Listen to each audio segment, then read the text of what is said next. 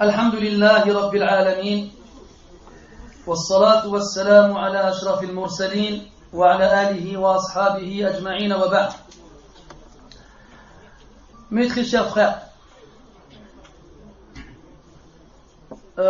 aujourd'hui je vais répondre à une série d'accusations qui ont été portées envers ma personne. Et certains d'entre vous se sont posé la question, pourquoi j'ai mis autant de temps à le faire? Tout simplement parce que je ne le voulais pas. Je ne le voulais pas car c'est vraiment très bas et déplorable. Et vraiment déplorable. D'ailleurs, j'avais imaginé un semblant de titre à cette intervention, la réponse incontestable à la mise en garde déplorable venant d'une personne pitoyable, mais je la laisse de côté. Dans tous les cas,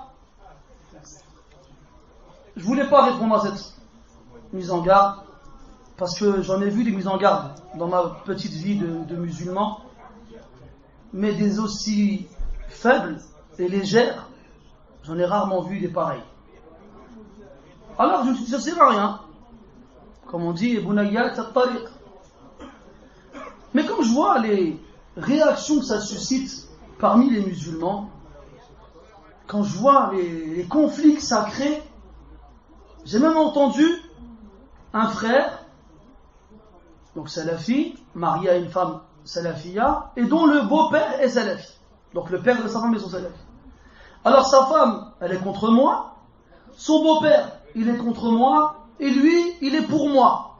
Alors ils sont autour de la table en train de s'embrouiller à cause de cette histoire-là.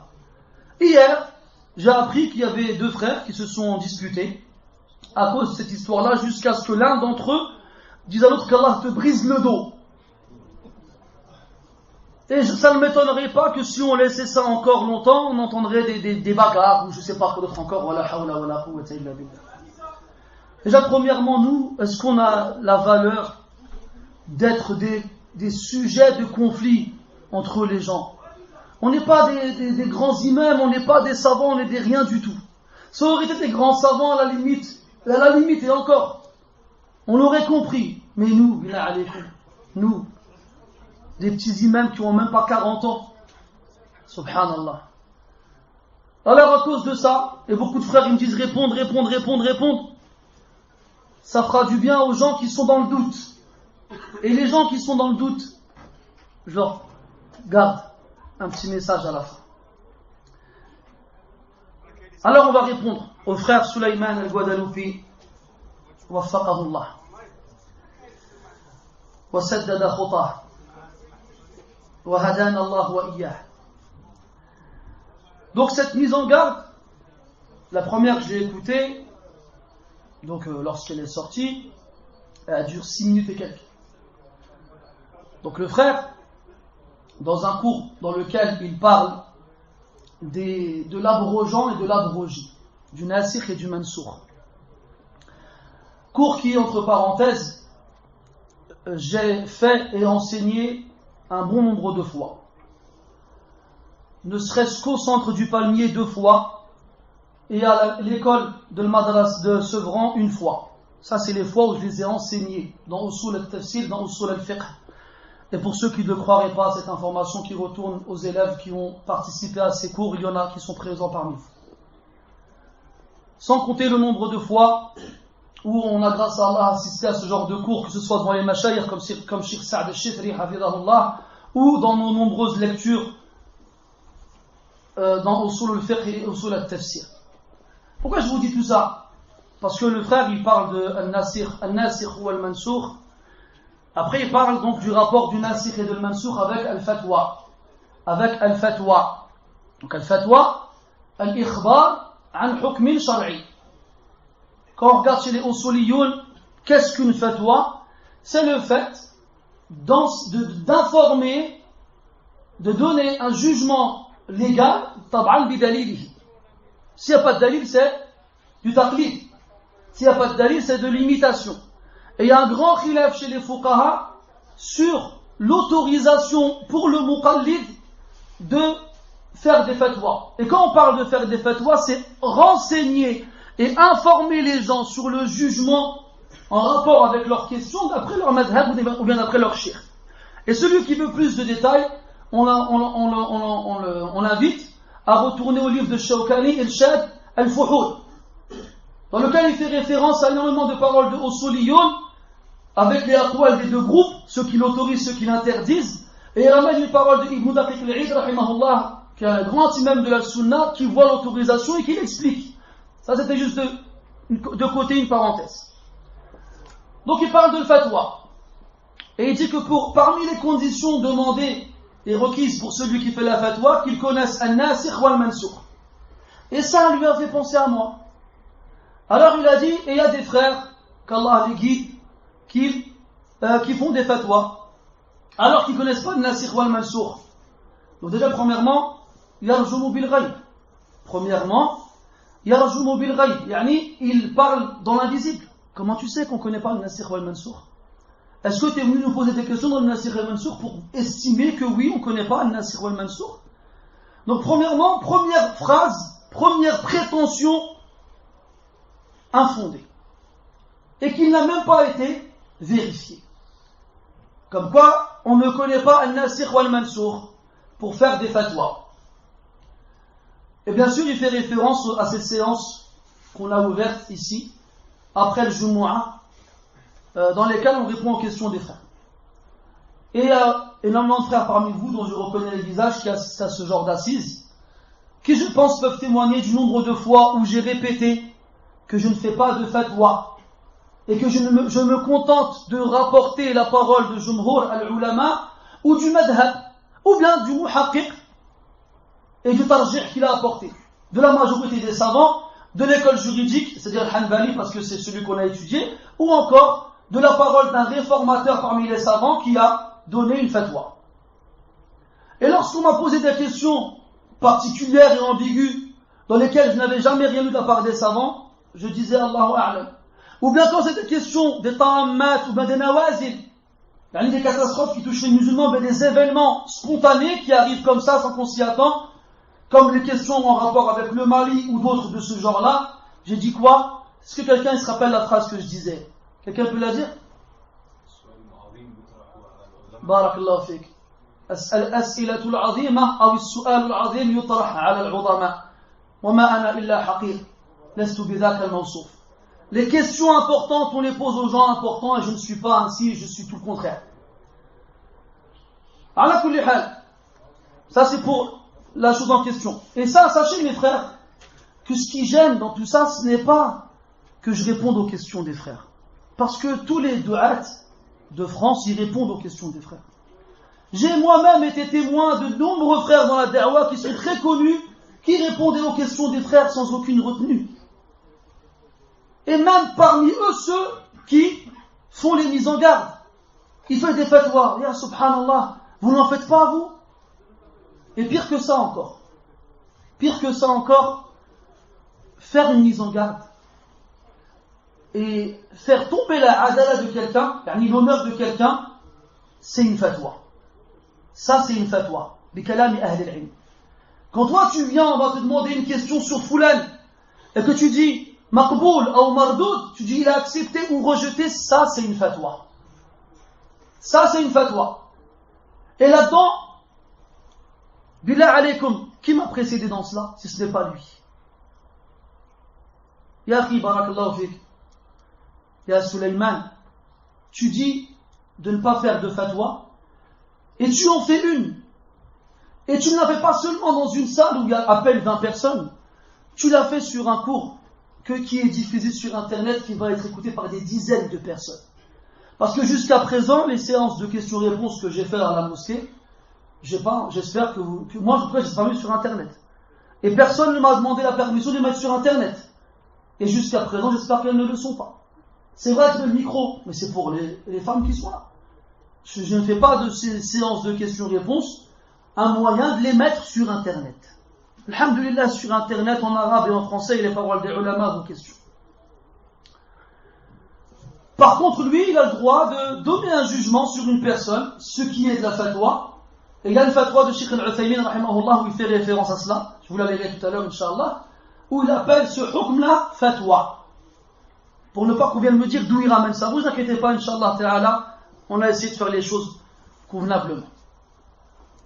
Donc, premièrement, on a dit, yarjumu bil ghaib. Il s'avance sur l'invisible. Il ne sait pas l'état de la personne et il affirme une chose sur lui.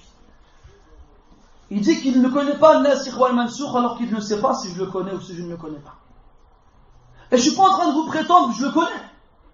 Moi, quand je vous dis que je l'ai étudié, c'est vraiment l'étude sommaire de la définition des différents types et de ce qui va l'interdire, ce qui veut dire le rendre impossible ou autre. C'est d'ailleurs une coïncidence étrange, parce qu'actuellement, dans les cours de usul al-fiqh que je donne aux palmiers, on est en train de faire un nasikh wal mansukh. Donc ça, c'est une coïncidence. Ala kulli hal, c'est la première des choses. La seconde, c'est qu'il te reproche de faire une fatwa, alors qu'on ne fait que répéter les paroles des ulama, suite à des réponses qui sont exactement, pardon, suite à des questions qui sont les mêmes que celles qui ont engendré les paroles de ces savants, alors que lui, il n'a aucun salaf là-dedans. Jusqu'à présent, il n'y a aucun cheikh, aucun imam qui a fait une mise en garde sur moi. Quant à la parole de Cheikh al-Bukhari, hafidhahullah, on y reviendra après, elle n'est pas à prendre en contexte, dans ce contexte-là. Parce qu'aucunement mon nom n'a été cité et le cheikh ne me connaît pas. Et si vous voulez appeler-le, demandez est-ce que vous connaissez Soufiane Abou Ayoub, et vous verrez par vous-même, s'il me connaît. Donc là, c'est pas à prendre en compte. D'ailleurs, par rapport à cela, donc il a fait une fatwa dans laquelle il n'y a pas de salaf. Il n'a pas d'imam. Donc il a fait une fatwa. Dans le vrai sens du terme. Dans le vrai sens du terme, il a donné un avis juridique concernant un événement spontané, puisque je n'ai pas toujours existé, je viens d'arriver, et il l'a diffusé aux gens. Ayyuhuma aqrab ila al-ifta. Lequel des deux, barakallahu fikum, il est le plus proche de l'ifta, le fait d'émettre un avis juridique, en bon français. Rajoutons à cela, on reste dans le même audio dans lequel le frère Waffaqahullah, il dit que ça fait plusieurs mois. Ah oui, il passe à la seconde chose. Et ça, c'est une erreur aussi. Pourquoi c'est une erreur? قال العلماء علماء الجرح والتعديل ومنهم السخاوي رحمه الله في كتابه فتح المغيث على شرح ألفية الحديث العراقي رحمه الله. As-Sakhawi rahimahullah est un grand savant du hadith, pour ceux qui ne le connaissent pas, et il a fait une explication de Alfiyatul Iraqi fi ilm al-hadith. Alfiyatul Iraqi, pour ceux qui ne le connaissent pas, c'est un poème qui regroupe les règles du hadith en général, qui fait 1000 vers. Donc As-Sakhawi rahimahullah, il a fait l'explication de ce livre-là. Dans ce livre-là, As-Sakhawi rahimahullah, il a évoqué une qaïda muhimma. يقول رحمه الله لا يجوز التجريح بسببين إذا حصل بواحد. لا يجوز التجريح بسببين إذا حصل بواحد. يعني il n'est pas permis d'émettre une critique à l'égard de quelqu'un avec deux causes quand la critique est établie avec l'une d'entre elles. Je répète. Il n'est pas permis d'émettre une critique à l'égard d'une personne avec deux causes lorsque la critique est justifiée par l'une d'entre elles. Ça veut dire que s'il y a plusieurs causes, mais qu'il suffit d'en émettre une seule pour justifier la critique, il a dit la yajouz. Kalam al-Sakhawi rahimahullah. Il n'est pas permis de citer deux causes lorsque la critique est établie avec une seule. Le frère, waffaqahullah, il dit, premièrement, il nous reproche la fatwa. Et on a expliqué ça, brièvement, sans rentrer dans le détail.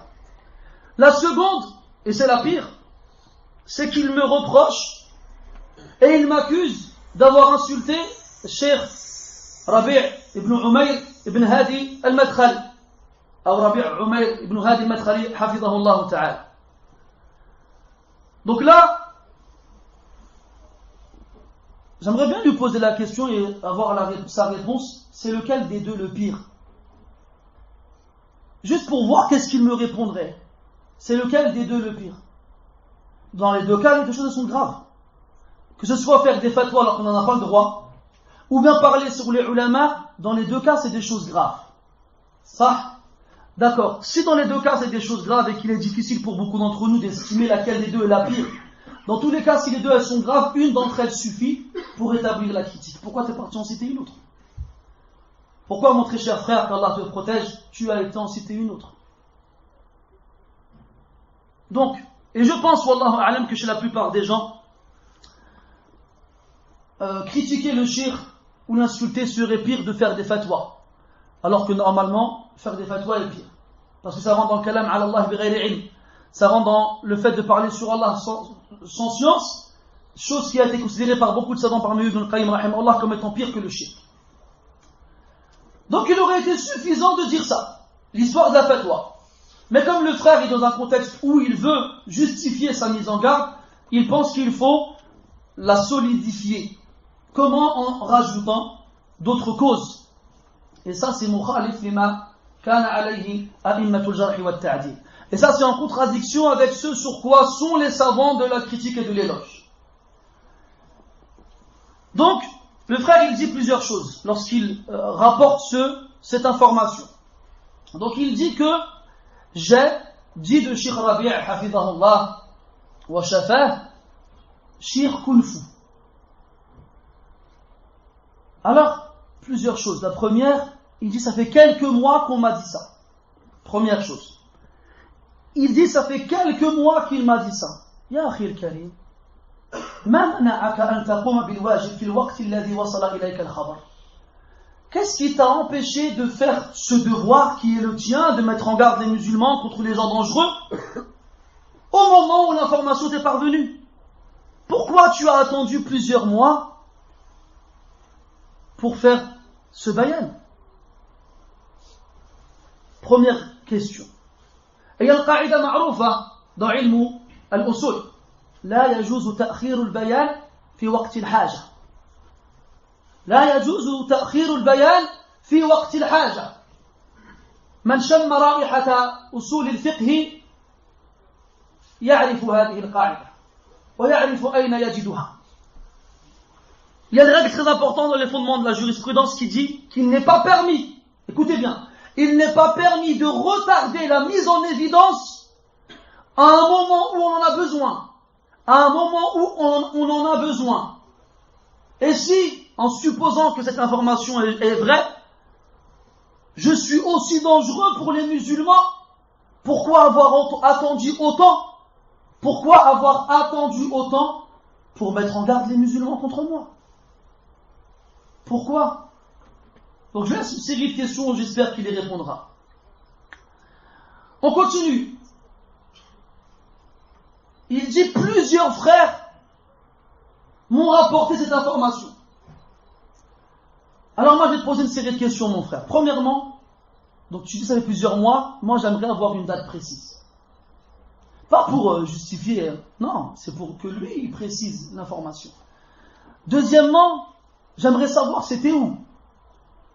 Parce qu'il y a beaucoup de frères qui sont présents ici, comme Mohamed Fawzi, Abdel Hamid, Mohamed Abdel Wafi, d'autres frères que je vois ici et là, qui sont avec moi tous les jours. Tous les jours. Et pas seulement depuis 6 mois, depuis 10 ans. Depuis 10 ans. Et je leur demande, et ils sont là, est-ce qu'une fois, ذكرت الشيخ ربيع أمامهم بسوء? Mohamed Ajib.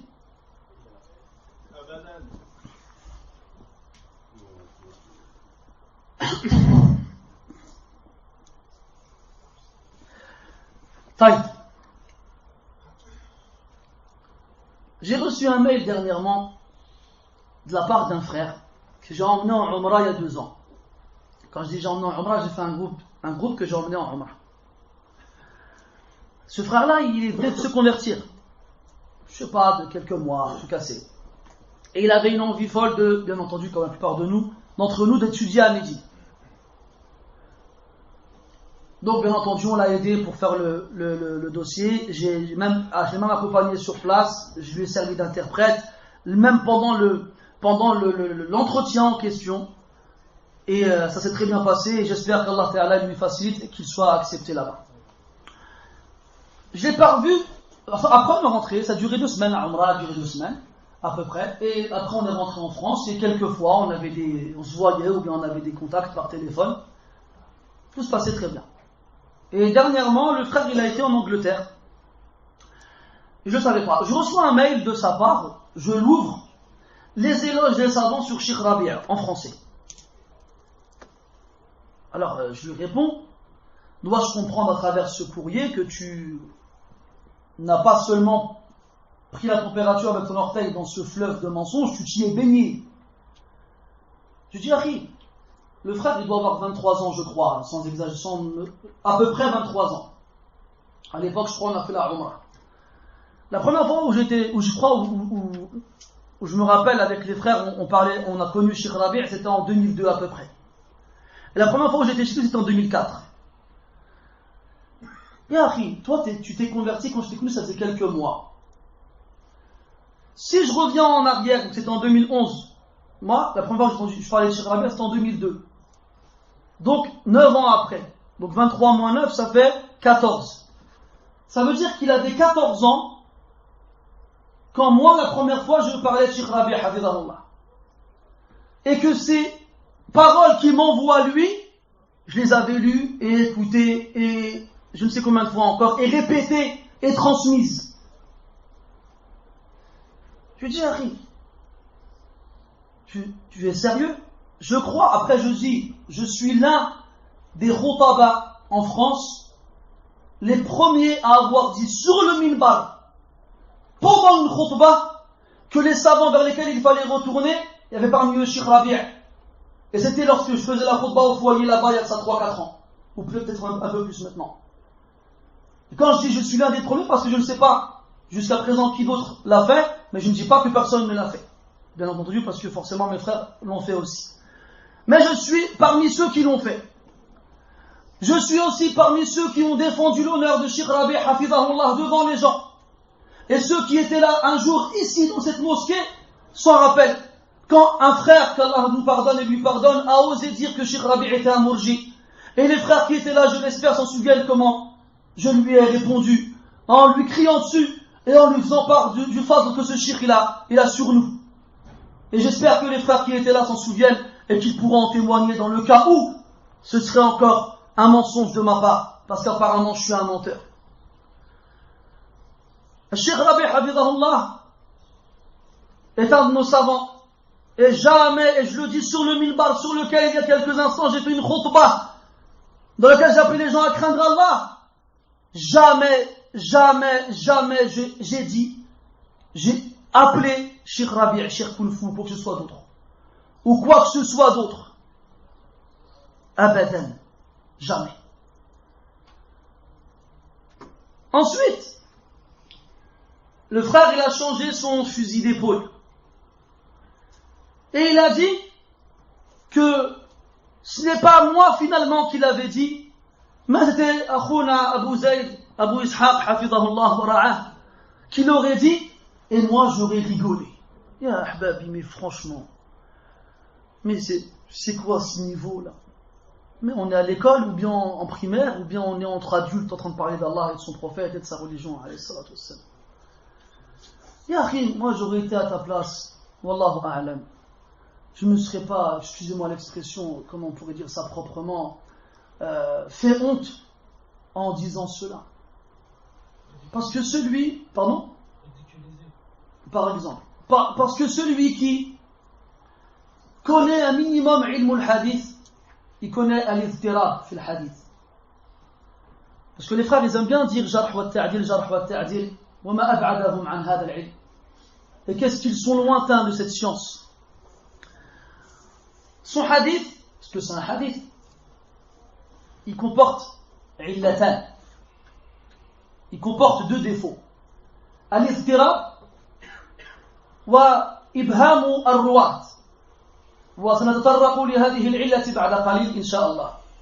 Premièrement, al-iztirab. Al-iztirab, c'est la confusion. La confusion, elle a lieu dans deux choses, pardon. Soit dans les rapporteurs entre eux, soit dans le texte. Dans les rapporteurs entre eux, lorsque, dans la chaîne de transmission, on a le même rapporteur qui se trompe vis-à-vis de celui de qui prend le hadith. Un jour il dit, je l'ai pris de Muhammad, un jour il dit, je l'ai pris de Ali. Un jour il va dire que le sahabi c'est Foulan, un jour il va dire que c'est un tel. Par exemple, le hadith al-ma'rouf de Siyam Yawm al-Sabt. De Siyam Yawm al-Sabt, le jour du fait de jeûner le jour du samedi. Donc beaucoup de ulama ont considéré ce hadith comme étant daïf parce qu'il était muztarib. Pourquoi il est muztarib? Parce que ce hadith-là est rapporté par beaucoup de muhaddithin. Parmi eux, l'imam Ahmad rahimahullah, qui le rapporte عن ثور ابن يزيد عن خالد بن معدن عن عبد الله بن بصرة عن أخته الصماء عن بعض أزواج النبي صلى الله عليه وسلم عن النبي صلى الله عليه وسلم. هذا هو السند عند أحمد رحمه الله. Eh bien, une fois le hadith, il est rapporté par As-Samma, la sœur de Abdullah ibn Busr. Une fois, il est rapporté par certaines épouses du prophète, alayhi salatu wassalam. Une fois, il est rapporté par Abdullah ibn Busr. Donc, à cause de cette confusion dans les rapporteurs, les savants disent, il y a un problème ici. Parce que cette confusion, qu'est-ce qu'elle indique? Adamu dabti ar-ruah. Elle indique que les rapporteurs du hadith ne sont pas fiables et ne sont pas sûrs de ce qu'ils transmettent comme information. Et c'est le cas ici. Déjà, premièrement, enfin non, je laisse ça pour après. Donc il nous dit, premièrement, c'est Soufiane qui le dit. Pourtant, ça fait plusieurs mois, et ça faudra qu'il m'explique, comment tu as fait pour attendre plusieurs mois entre le moment où tu as reçu l'information et le moment où tu as transmis l'information pour 2 jours après changer l'information. Ajib hada. Ça veut dire que tu as eu plusieurs mois pour confirmer le khabar, l'information, mais tu ne l'as pas fait. Et c'est seulement quand tu l'as transmis qu'il t'est venu à l'idée et à l'esprit d'aller confirmer le khabar. Un muhaddith qui agit ainsi, vous prendrez son tasrih et son tad'if, vous? Moi, je ne le prendrai pas. Un muhaddith qui agirait ainsi, qui authentifierait des textes ou bien les rendrait faibles, je ne prendrai pas de son authentification. Parce qu'il nous montre qu'il est même lui, il prend pas au sérieux la confirmation des textes. Donc là, on a une confusion dans le rapport. C'est la première illa. Tout à l'heure, j'ai dit 2, il y en a 3. La seconde illa, il a dit plusieurs frères. Il a dit plusieurs frères m'ont rapporté. Ya ahbabi, vous connaissez, je l'espère, la différence qu'il y a dans le hadith lorsqu'il est rapporté par plusieurs rapporteurs. Dans le même maillon de la chaîne. On a le mutawatir et on a l'ahad. On a le mutawatir, le notoire, et on a l'ahad, le singulier. Le mutawatir, c'est le hadith qui est rapporté par un nombre de personnes tellement important, d'après un nombre de personnes tellement important, qu'il est impossible habituellement à ce qu'ils se mettent tous d'accord sur le mensonge. C'est impossible. Ensuite, on a al-ahad. والآحاد ينقسم إلى 3 أقسام. ما كان مرويا براو واحد فهو الغريب، وما كان مرويا براويين فهو العزيز، وما كان مرويا ب3 فأكثر وهو دون المتواتر فهو المشهور. Ce qui est rapporté par un rapporteur, on l'appelle al-gharib, l'étranger. Ce qui est rapporté par 2 rapporteurs, on l'appelle al-aziz, le renforcé. Ce qui est rapporté par 3 ou plus, tant que c'est inférieur au notoire, au mutawatir, on l'appelle al-mashhour, le célèbre. Et tab'an, la qa'ida chez les savants du hadith, plus il y a de rapporteurs, plus ton hadith a entre guillemets une opportunité d'être sûr. Ça, c'est la première des choses. Donc, s'il y a plusieurs frères qui t'ont rapporté cette information, pourquoi t'es-tu abstenu de nous les nommer? Pourquoi? Vu que ça va renforcer ton khabar, ne te gêne pas pour le renforcer, pour le citer. Si tu as plusieurs frères qui t'ont rapporté le khabar, ya habib, pourquoi alors tu ne dis pas qui sont-ils? D'accord? Tu ne dis pas qui sont-ils. Donc ça, c'est un problème. Que normalement, plus tu as de gens qui te rapportent le hadith, ou bien le khabar, l'information, plus ton khabar il est sûr. Et on ne peut pas le rejeter. Et il y a aussi une autre, tiens, j'ai dit 3 illah, je vais en rajouter une 4e, ça vient avec le temps, pourtant j'avais le préparé, mais khair inshallah. Une autre, le hadith al-a'la, ou bien al-ali, ou le hadith al-nazil. C'est quoi le hadith al-ali ou le hadith al-nazil? C'est quoi? C'est le hadith al-ali, c'est celui qui comporte pas beaucoup de rapporteurs. Moins il y a l'intermédiaire entre toi et l'origine de l'information, plus l'information elle est sûre. Et il y a le nazil, c'est plus il y a l'intermédiaire entre toi et l'origine de l'information, et moins il est sûr. Donc si moi je prends l'information du frère en face de moi, qui me rapporte du frère derrière lui, c'est tout. Il me dit, Foulan il m'a dit, donc entre moi et la personne, il n'y a qu'un seul intermédiaire. Un seul. Donc là le hadith il est fort parce qu'il n'y a pas beaucoup d'intermédiaires entre moi et l'origine de l'information. Mais plus il y a d'intermédiaires entre moi et l'origine de l'information, et plus le hadith il s'affaiblit en conformité, en qualité, barakallahu fik. Donc je suppose que même s'il y a plusieurs frères qui ont rapporté l'information, je suppose que malgré tout, ils sont tous dans le même maillon de la chaîne. D'accord? Ça veut dire que même s'ils sont plusieurs, il n'y a qu'un seul intermédiaire. Et ça, c'est-à-dire, علو السند مع كثرة الرواه يقوي الحديث تقوية بالغة. Quand la chaîne de transmission n'est pas composée de beaucoup de rapporteurs, et quand ces rapporteurs ils sont nombreux, ça ne fait que renforcer l'information. Ça ne fait que renforcer l'information. Alors, normalement, avec un argument tel que celui-ci, comme celui-ci, je veux dire, en ta possession, tu n'aurais pas dû t'abstenir de nous citer les rapporteurs. Et là, on arrive à la cinquième illa. À la cinquième illa. Quand je dis une illa, c'est le symptôme, c'est le mal présent dans le hadith qui indique qu'il est malade. On arrive à la cinquième illa. Ibham al-ruwah. Mais ma'na l'ibham, c'est qu'on ne cite pas les rapporteurs. On ne cite pas les rapporteurs. Et là-dessus, j'aimerais vous citer quelques paroles des salafs, des savants de ce domaine, dans ce domaine, concernant l'importance de citer les gens de qui on tient l'information. ذكر أو روى مسلم رحمه الله في مقدمة صحيحه عن محمد بن سيرين رحمه الله أنه قال: لم يكونوا يسألون عن الإسناد، أي الصحابة رضي الله عنهم، فلما وقعت الفتنة قالوا: سموا لنا رجالكم، فينظر إلى أهل السنة فيؤخذ حديثهم وينظر إلى أهل البدعة فلا يؤخذ حديثهم. Mohammed ibn Sirin rahimahullah, pourtant je crois que c'est le tabi'i préféré de la plupart des frères, vu qu'on entend tout le temps sa fameuse et célèbre parole: Inna hadha al-ilma din falyanzur ahadukum amman ya'khudhu dinah. Et si seulement on s'arrêtait pas seulement à cette parole qui a son importance, bien entendu qu'on ne dénigre pas jamais, bien entendu, mais à d'autres paroles qui vont avec. Il a dit rahimahullah, avant les gens ne demandaient pas la chaîne de transmission. Et là il parle des sahaba radiyallahu anhum, il parle des compagnons radiyallahu anhum. Avant les gens ne demandaient pas la chaîne de transmission. Quand quelqu'un rapportait une parole du prophète alayhi salatu wassalam, c'était suffisant. Lorsque la fitna est arrivée, quelle est cette fitna? C'est le meurtre de Uthman ibn Affan radiyallahu anhu, kama dhakara al-mu'arrikhun, comme les historiens le citent. À partir du moment de la fitna, de la mort de Uthman ibn Affan radiyallahu anhu, qalu, ils dirent: sammu lana rijalakum, nommez-nous vos hommes. C'est plus suffisant de nous rapporter une parole et on va te la prendre directement. On veut le nom des hommes de qui tu ramènes cette information, afin qu'on sache s'il fait partie de la gens de la sunna, alors on prendra sa parole, et s'il fait partie des gens de la bid'a, on ne prendra pas sa parole. On ne prendra pas sa parole. Donc je te demande, mon cher frère Sulaiman, waffaqakallah, pourquoi n'as-tu pas cité tes rapporteurs?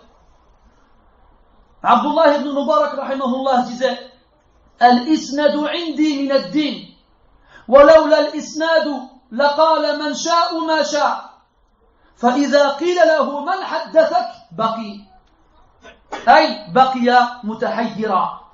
Hakada qala Abdullah ibn Mubarak rahimahullah. Le isnad chez moi, la chaîne de transmission chez moi fait partie du din, de la religion. Et sans la chaîne de transmission, n'importe qui aurait dit n'importe quoi. N'importe qui aurait dit ce qu'il veut. Lorsque tu lui dis qui t'a rapporté cela, il reste perplexe. Il reste perplexe. Alors je te pose la question, mon très cher frère, qui t'a rapporté cette information? Sache, et je ne vais pas me rabaisser à un tel niveau, mais juste pour que tu saches. Et quand je m'adresse à lui, pas à vous, parce que je pense et j'espère qu'il écoutera cette parole. Que si on faisait comme toi, mon cher Sulayman, on en aurait des choses à dire à ton sujet. Parce que pour ceux qui ne connaissent pas Sulayman al-Guadaloupi waffaqahullah, il est étudiant à Médine depuis 2002. Depuis 2002. Nous sommes en 2013. Il y a énormément de frères de France, très connus, qu'on connaît, personnellement, qui l'ont connu et côtoyé. Et qui nous ont rapporté de sa propre bouche à lui, pas de quelqu'un d'autre, des faits et gestes et des paroles venant de sa personne catastrophiques. Et j'en ai un paquet à vous dire. J'en ai beaucoup. Et sans rentrer dans le détail, juste parce qu'il va écouter l'audio, Inch'Allah. Ce qu'il a dit par rapport à Cheikh Al-Abbad. Ce qui s'est passé quand il a été chez Cheikh Rabi'. Une mise en garde contre un certain cheikh qu'il a renié, qu'il a reconnu par la suite en menaçant le frère qui lui a posé la question, et d'autres. Wallah, mes frères, wallahi, thumma wallah. Abu Dharr radiallahu anhu, il disait, innaka lan taghliba ahadan asa Allah fik, bi'a'zama min an tuti'a Allah fik. Tu ne battras pas quelqu'un qui a désobéi à Allah en toi, avec quelque chose de plus grand que d'obéir à Allah en lui. Et nous, Inch'Allah, on va obéir à Allah en toi. Malgré le fait que moi, j'ai aucune restriction à citer ma chaîne de transmission. Et je te donne les noms, il n'y a pas de problème si tu me les demandes. Et j'ai demandé aux frères qui m'ont transmis ces paroles, j'ai dit, Akhi, je ne vais pas faire ce que moi je leur reproche. Si tu m'as une information sur le frère, laisse-moi dire ton nom. Ils m'ont dit, dis mon nom. Ils m'ont dit, dis mon nom. Et sans exagérer, j'ai au moins 5 personnes différentes, avec leur nom qui tiennent ces informations de lui directement, ou qui ont été présents dans des assises où lui les a dit devant les autres. Après on met de côté les histoires de je me suis repenti, ça marche plus. Dans les accusations qui lui ont été portées et qu'il a reconnues sur les paroles qu'il a dit à l'égard de Cheikh Abdel Mohsin Al-Abbad hafizahullah. Non, je me suis repenti, ça marche plus. Ah ben toi on t'a laissé te repentir. Laisse les gens se repentir dans le cas où c'est vrai ce que tu leur reproches. Si c'est vrai ce que tu me reproches lorsque tu dis que j'ai parlé sur Cheikh Rabi', pourquoi dans cette période-là, entre le moment où tu as reçu l'information et le moment où tu l'as diffusée, tu m'as pas demandé de me repentir? Pourquoi? Tu m'as pas appelé. Et là, justement, par rapport à ça, je vais vous lire la parole, c'est Ajib, Wallah, quand tu cherches dans la parole des A'imma, ce que tu peux trouver. Là, je demande aux frères, c'est une question de faïda, on n'a rien à voir avec ça, même si c'est un petit rapport. Qui est considéré parmi les salafs comme étant imam al-jarh wa al-ta'dil? Man ya'rif? Ahsant. Yahya ibn Ma'in, rahimahullah. Yahya ibn Ma'in, il était considéré chez les salafs comme étant imam al-jarh wa al-ta'dil. Yani l'imam de la critique et de l'éloge. Regardez ce que al-Dhahabi, rahimahullah, il rapporte de lui dans Siyar A'lam al-Nubala, celui qui veut voir les paroles qui retournent au livre, il n'y a pas de problème. قال رحمه الله ما رأيت على رجل خطأ إلا سترته وأحببت أن أزين أمره وما استقبلت رجلا في وجهه بأمر يكرهه ولكن أبين له خطأه فيما بيني وبينه فإن قبل وإلا تركته فإن قبل وإلا تركته. Yahya ibn Ma'in, pour ceux qui ne le connaissent pas, rahimahullah, était un des compagnons, un des camarades d'études de l'imam Ahmad ibn Hanbal, rahmatullahi alayhim. Cet homme-là, lorsqu'il disait d'un rapporteur bon ou mauvais, c'était suffisant. Et il était connu pour avoir des avis sur énormément de rapporteurs qui étaient en eux-mêmes des arguments chez les savants du hadith. Yani, maintenant, tu vas dire dans un hadith, fihi fulan, tu vas dire, qala Yahya ibn Ma'in matrouk, ben matrouk. Quand Yahya ibn Ma'in va dire il a délaissé, eh ben il sera délaissé. Fi ghalib al-ahyan, wa laysa hadha ala al-itlaq. Dans la plupart des temps, ce n'est pas de façon absolue comme son kalam fi Shafi'i rahimahullah pour ceux qui connaissent la qissa. Il dit quoi, rahimahullah? Écoutez, subhanallah. Écoute, ya Sulaiman, waffaqakallah. Il a dit, il n'y a pas une erreur que j'ai vue en une personne sans que je l'ai cachée. Et j'ai toujours fait mon possible pour l'embellir. Pour an uzayyina amra. Pour l'embellir lui et sa situation. وَمَا اسْتَقْبَلْتُ رَجُلًا فِي وَجْهِهِ بِمَا يَكْرَهُ. Et jamais je n'ai fait face à une personne avec une chose qu'il détesterait entendre. Il a dit, par contre, je lui montre son erreur lorsque je suis seulement avec lui. Bayni wa baynah. Quand je suis seulement avec lui, bayni wa baynah. S'il accepte, tant mieux. S'il rejette, alors là je le délaisse. Ya ahbabi, أليست السلفية سلوك نعم سبيل الحق من القرآن والسنة على فهم سلف هذه الأمة. Mes frères, la salafiyya à laquelle on vous appelle depuis des années, et j'espère on vous appellera jusqu'à notre mort, n'est-elle pas de suivre le chemin de la vérité du Coran et de la Sunna comme l'ont compris les plus prédécesseurs? Yahya ibn Ma'in, rahimahullah, est un des imams les plus célèbres chez les plus prédécesseurs. Et c'est une qudwa, un modèle pour les savants du hadith. Regardez comment il agissait avec les gens. Pourquoi toi tu as reçu l'information et plusieurs mois plus tard, tu viens, tu ne cherches même pas à avoir mon numéro de téléphone ou bien encore m'envoyer un mail ou encore. Alors qu'ils sont très faciles à obtenir. Une fois, il y a un frère qui met en garde contre moi. Alors, il y a un autre qui lui dit, si tu veux, je te passe son adresse mail et tu lui fais nasiha. Qu'est-ce qu'il lui répond? Si je voulais son adresse mail, ça fait longtemps que je l'aurais eu. Il ne veut pas son adresse mail, il ne veut pas lui parler, ils ne veulent pas parler ces gens-là. Ils ne veulent pas. Ala kulli hal, on a dit Al-Ibham, donc on a fait référence à l'importance de citer les noms de ceux qui rapportent l'information, chose qu'il n'a pas faite. Alors je te demande, pourquoi tu ne l'as pas fait? Pourquoi tu ne l'as pas fait?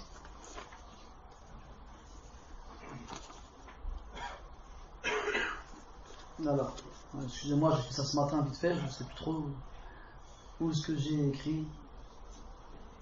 3, 4, 6. Non. Attendez, je vais vous partir, j'ai pas fini.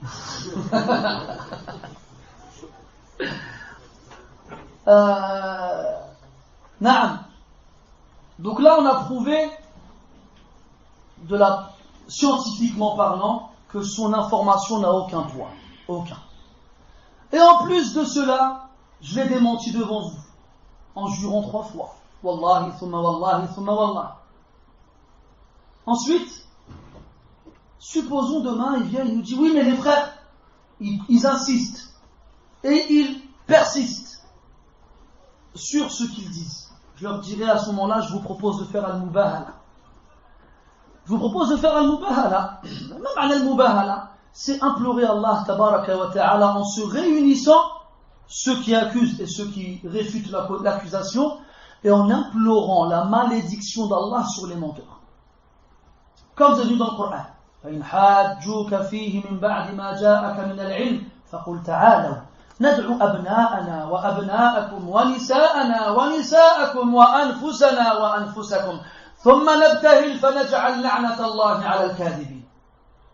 Si jamais ils te réfutent, après que la science leur soit parvenue, dis-leur, venez, on appelle nos femmes et les vôtres, nos enfants et les vôtres, nos personnes et les vôtres, et on implore Allah, et on invoque que sa malédiction tombe sur les menteurs. Et le prophète dit, alayhi salatu wassalam, al-bayyinatu ala al-mudda'i, wal-yaminu ala man ankar. Donc il y a 2 parties. Il y a celui qui prétend, celui qui accuse, il doit emmener une preuve. Et il y a celui qui est accusé, eh bien, il rejette l'accusation en jurant. Al-yamin, yani al-qasam, il ala man ankar, pour celui qui renie l'accusation, chose que j'ai faite et j'ai juré. Et je demande au frère Sulaiman wa faqahullah de renforcer cette information, c'est-à-dire de nous dire combien de personnes lui ont rapporté l'histoire. Qui sont-ils, pour qu'on puisse aller voir si on peut prendre d'eux leur information ou non. Et je vais vous prouver, en me basant sur une preuve que lui a donnée, qu'on ne peut pas prendre l'information de cette personne-là. Très facilement. Et enfin, pourquoi tu n'as pas diffusé tout de suite, à défaut de venir me voir et de me conseiller en secret? Quand on continue à écouter cet audio, j'ai écouté que le premier de 6 minutes, l'autre était trop long. Qu'est-ce qu'il dit? Ah non, c'est dans le deuxième, mais je n'ai pas écouté ça. C'est les frères qui me l'ont rapporté. Donc lorsqu'il change de version en accusant Abu Zayd à ma place. Et d'ailleurs j'en profite pour dire que Abu Zayd dans ma présence n'a jamais dit de Cheikh Rabi' Cheikh Kunfu. Jamais.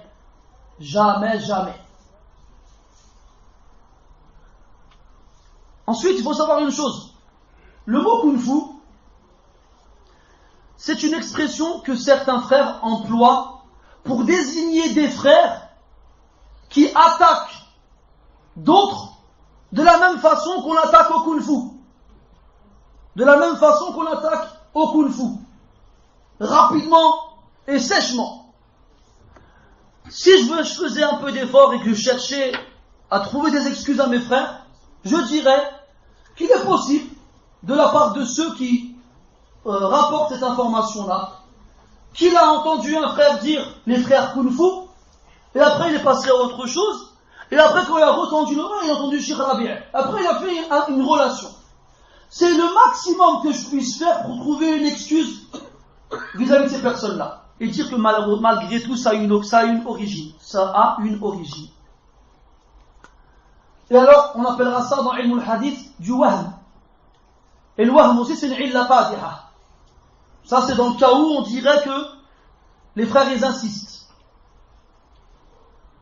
Et comme j'ai dit tout à l'heure, franchement, si l'un d'entre nous, que ce soit Abu Zayd ou moi ou un autre, ose dire une telle chose à l'égard d'un shir, eh bien, il va le dire devant les frères avec qui il est tout le temps, avec qui il a une intimité, avec qui il va peut-être dire des choses qu'il ne dirait pas en public.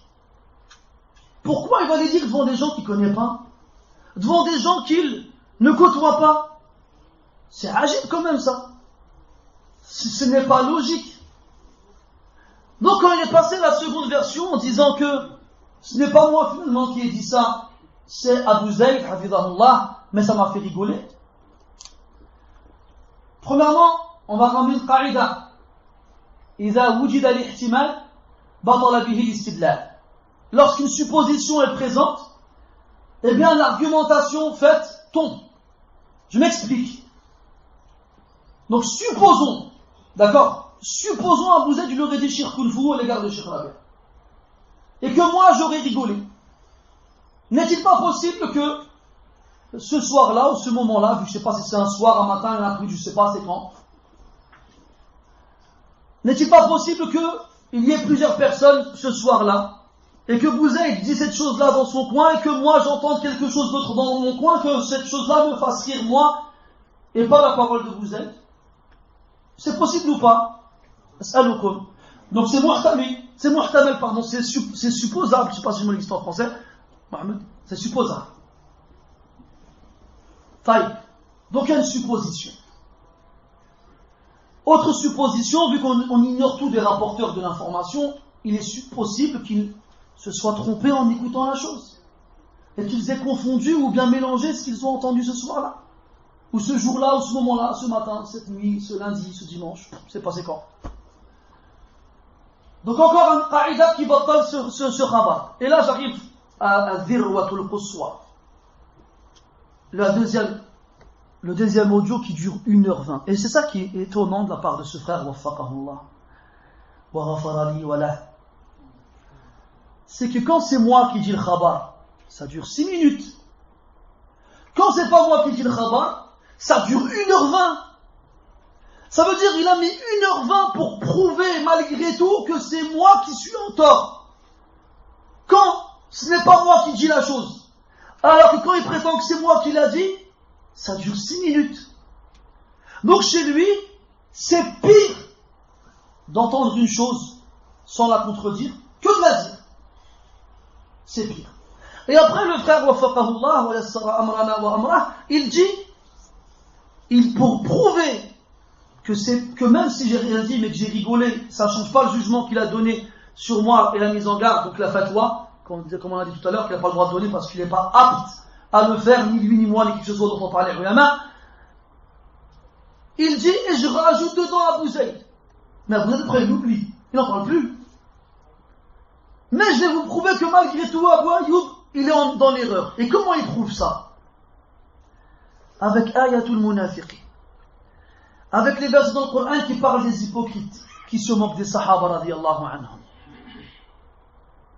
وَلَئِنْ سَأَلْتَهُمْ لَيَقُولُنَّ إِنَّمَا كُنَّا نَخُوضُ وَنَلْعَبُ قُلْ أَبِاللَّهِ وَآيَاتِهِ وَرَسُولِهِ كُنْتُمْ تَسْتَهْزِئُونَ. Donc là, il prouve, en se basant sur ce verset, qui fait référence à un homme. D'ailleurs, à titre indicatif, Ibn Abil Faïda, les ulama du tafsir ont divergé sur son rang. Est-ce qu'il était hypocrite ou non? Cheikh Al-Uthaymin, rahimahullah, il dit que cet homme-là, ce n'est pas un hypocrite. بدليل قوله تعالى قد كفرتم بعد إيمانكم. Vous avez mécru après avoir eu la foi. Alors quand Allah dans son Tawbah il parle des hypocrites, il dit قد كفرتم بعد إسلامكم. Vous avez mécru après être rentré dans l'islam. Parce que le munafiq al-iman la yadkhulu qalbah. Parce que l'hypocrite, la foi, ne rentre pas dans son cœur.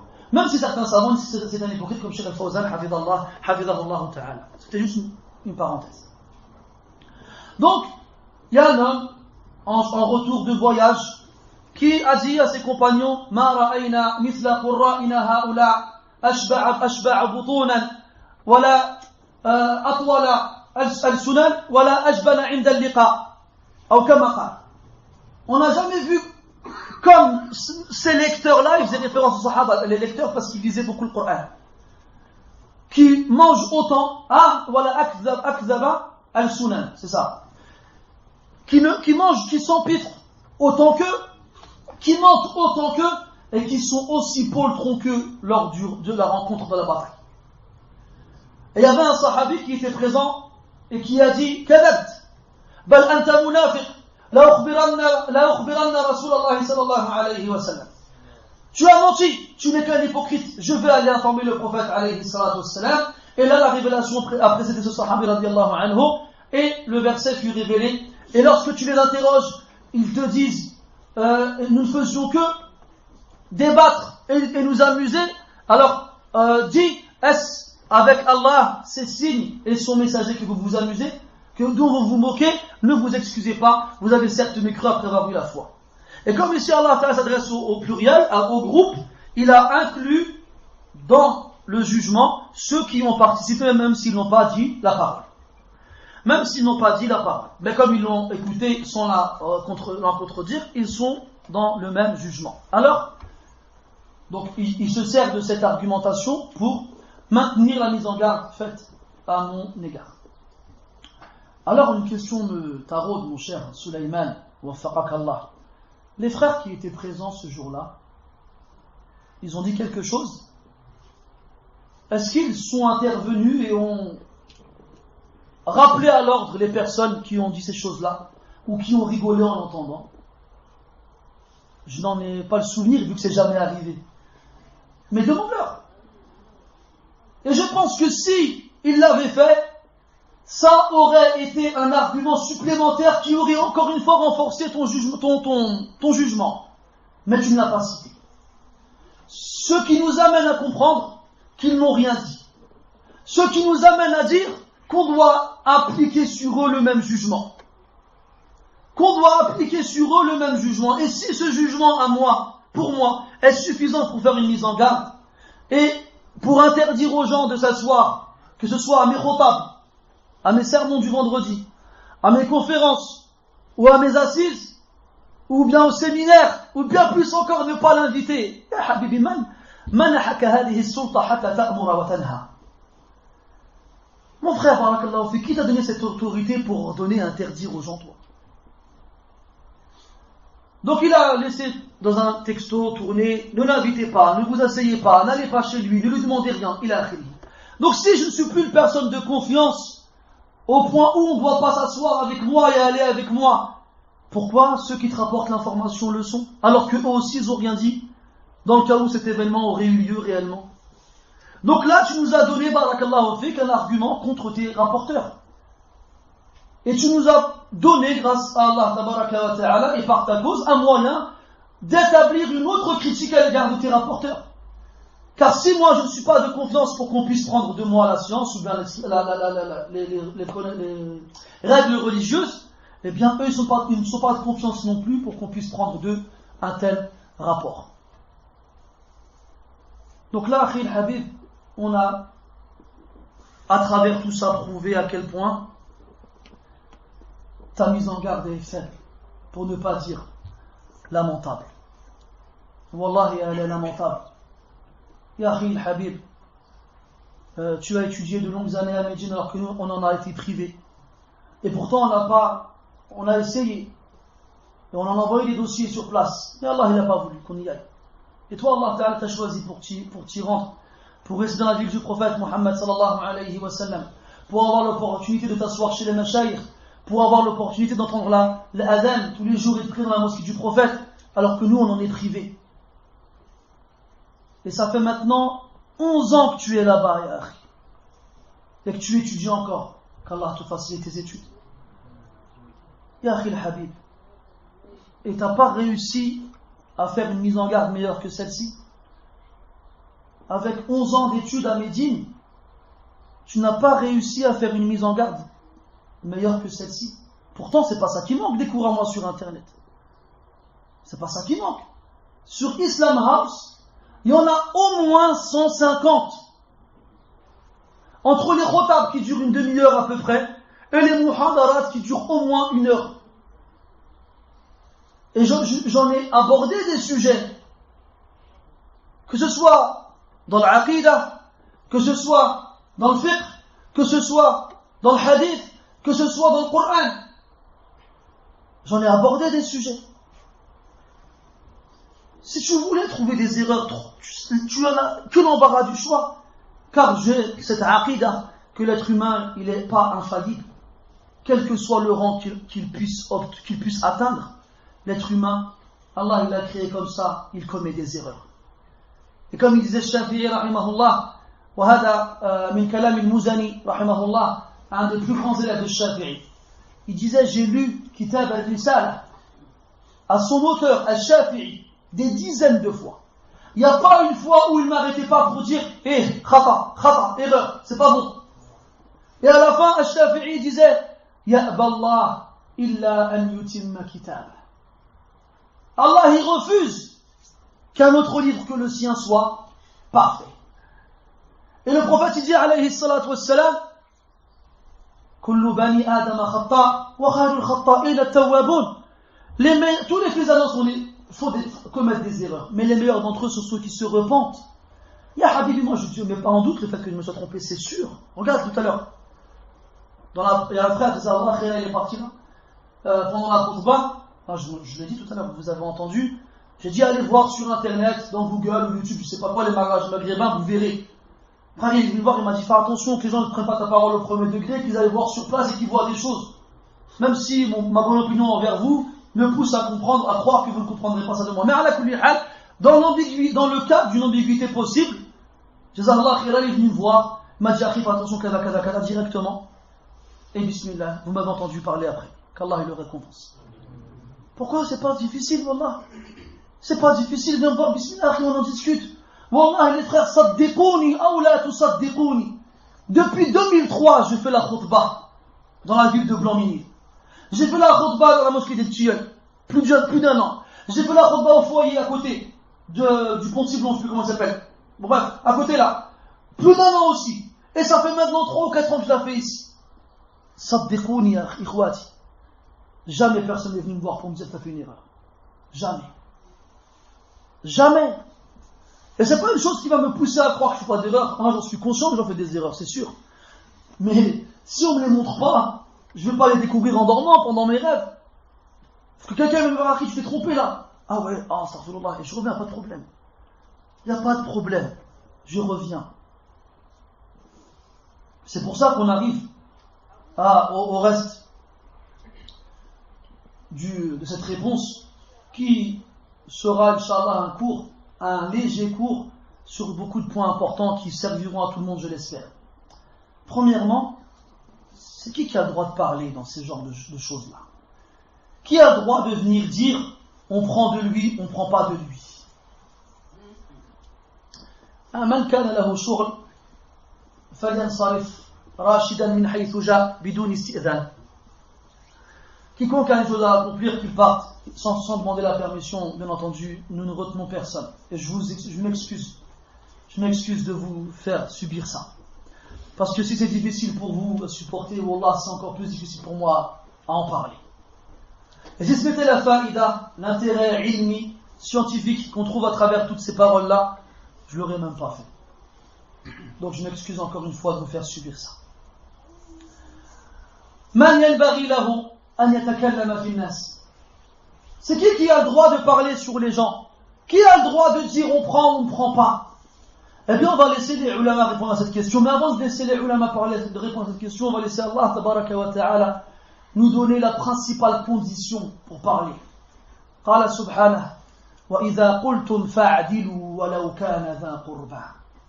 Lorsque vous dites quoi que ce soit, fa'dilu, soyez juste, walau kana dha qurba, même si c'est quelqu'un parmi vos proches. ويقول الله تعالى وقال الله تعالى وأمرت لأعدل بينكم. Allah Ta'ala il dit au prophète, il révèle au prophète alayhi salatu wassalam de dire وأمرت, et on m'a ordonné لأعدل بينكم, d'être juste entre vous, d'être juste parmi vous. Alors là on va se servir de la parole d'un des imams fil kalam fil nas. À votre avis c'est qui?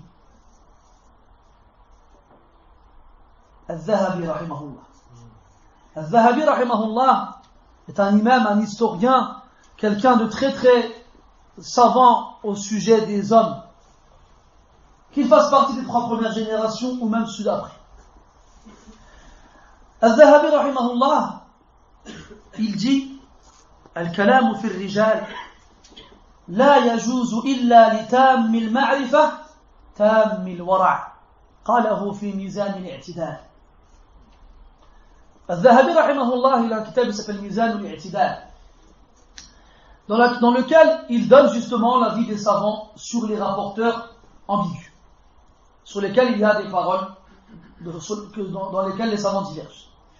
Il dit Al-kalamu fi rijal, parler sur les hommes, sur les gens, la yajuz, n'est pas permis, illa li tammi al-ma'rifa, sauf à celui dont la connaissance est complète. Tam al-ma'rifa, tam al-wara'. C'est quoi le wara'? ما معنى الوراء؟ قال العلماء ترك ما يخشى ضرره في الآخرة. هذا هو الوراء. الوراء en français on peut le traduire par un scrupule pieux. C'est un sentiment qui te pousse à éviter des choses dont tu craindrais un mal pour toi le jour du jugement. Al-wara'. Donc tout événement, parole, action qui suscite en toi une hésitation, un doute, une interrogation, tu t'en écartes. Comme il disait Al-Hasan al-Basri rahimahullah, لم تزل التقوى بالمتقين حتى حرموا على أنفسهم ما أباح الله لهم. La piété n'a cessé de pousser les pieux à un point où ils se sont interdits des choses qu'Allah leur avait autorisées. Et on dit ils se sont interdits aux gens. وهذا الكلام ذكره ابن رجب رحمه الله في جامع العلوم والحكم في شرح حديث النبي صلى الله عليه وسلم أن اتق الله حيثما كنت. المخرج عند أحمد والترمذي من حديث معاذ وأبي ذر رضي الله عنهما. فمن أراد التحقيق فليرجع إلى الكتاب. إذن les salafs, les pieux, ils ont tellement peur de devoir rendre des comptes devant Allah qu'ils délaissent même des choses qui ne leur sont pas interdites. C'est ça le wara'. Et la personne qui n'a pas de wara', elle ne peut pas parler sur les gens. Et wallah, les frères en France, ils sont très rares, les frères qui ont du wara'. sont très rares.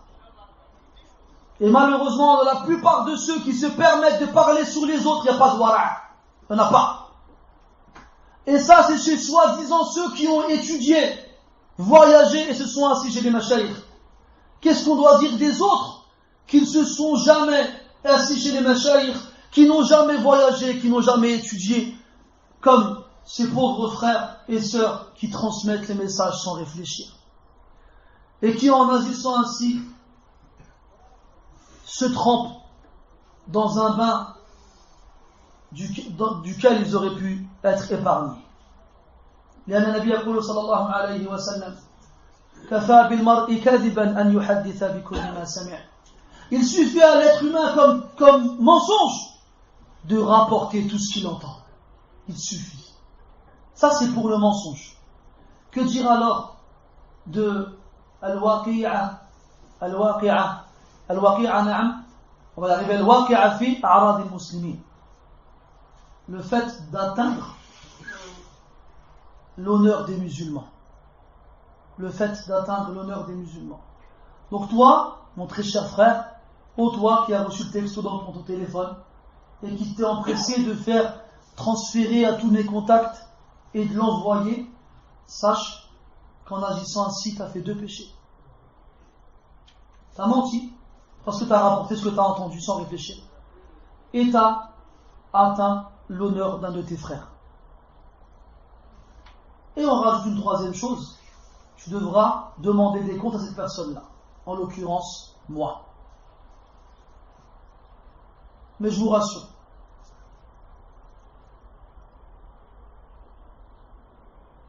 j'espère tirer plus de profit à pardonner qu'à attendre le jour du jugement pour régler mes comptes. Alors je leur pardonne.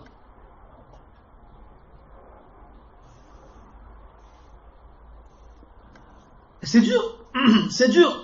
Là qu'on essaye de faire les choses, même si elles sont difficiles. Donc celui qui parle dans les gens, sur les gens, tammu al-wara' tammu al-ma'rifa bi kalam al-Dhahabi rahimahullah.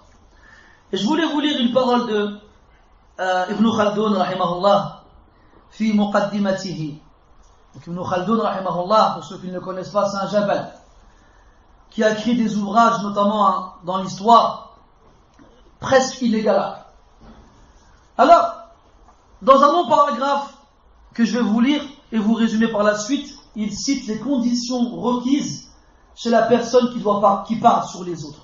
Écoutez bien. Parce que tu as vu, le frère Hafidahullah, il a ramené les conditions qu'on demande pour la personne qui fait des fatwas. Alors moi, je lui rends l'appareil en lui donnant les conditions qu'on demande chez la personne qui parle sur les gens. قال ابن خلدون رحمه الله على علم التاريخ وشروط المؤرخ في كتابه المقدمة، فهو محتاج إلى مآخذ متعددة ومعارف متنوعة وحسن نظر وتثبت يفضيان بصاحبهما إلى الحق وينكبان به عن المزلات والمغالط، لأن الأخبار إذا اعتمد فيها على مجرد النقل ولم تحكم أصول العادة وقواعد السياسة وطبيعة العمران والأحوال في الاجتماع الإنساني ولا قيس الغائب منها بالشاهد والحاضر بالذاهب، فربما لم يؤمن فيها من العثور ومزلة القدم والحيد عن جادة الصدق. وكثيرا ما وقع للمؤرخين والمفسرين وأئمة النقل من المغالط في الحكايات والوقائع لاعتمادهم فيها على مجرد النقل غثا أو سمينا، ولم يعرضوها على أصولها ولا قاسوها بأشباهها ولا سبروها بمعيار الحكمة والوقوف على طبائع الكائنات وتحكيم النظر والبصيرة في الأخبار، فضلوا عن الحق وتاهوا في بيداء الوهم والغلط. انتهى كلامه رحمه الله. Il dit, la personne qui est amenée à parler dans l'histoire des gens, ainsi que dans les gens, doit réunir en lui certaines conditions. Premièrement, il a besoin d'avoir plusieurs prises. Il doit prendre ces informations de plusieurs endroits.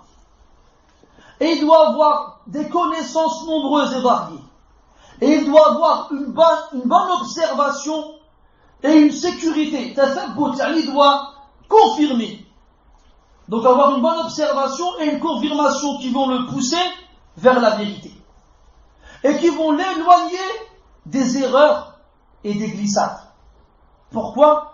Parce que les informations, lorsqu'on se repose pour ces informations seulement sur le rapport, seulement sur le rapport de l'information, et qu'on ne va pas y appliquer les fondements habituels, ni les règles connues dans ce chapitre-là, ni la nature de la vie, ni les caractéristiques et les différentes situations qu'on retrouve dans les sociétés humaines, qu'on ne va pas comparer ces choses-là, qu'on ne va pas comparer l'absent au présent, le sédentaire au nomade, eh bien, à ce moment-là, il est très fort probable qu'on ne soit pas en sécurité d'accomplir des erreurs et de glisser.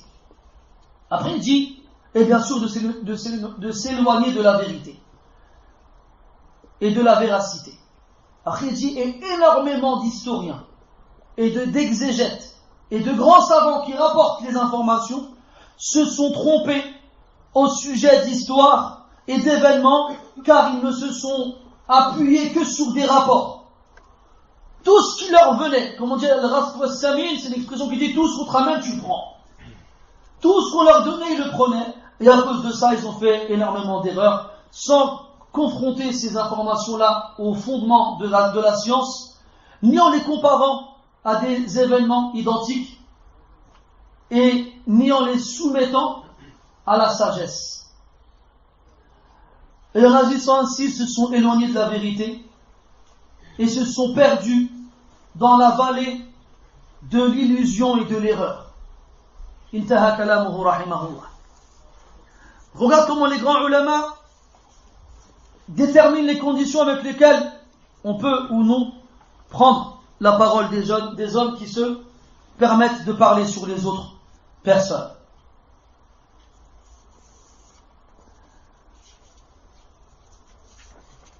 Et je voulais aussi vous parler d'une parole de l'imam Malik rahimahullah qui m'a fait sourire.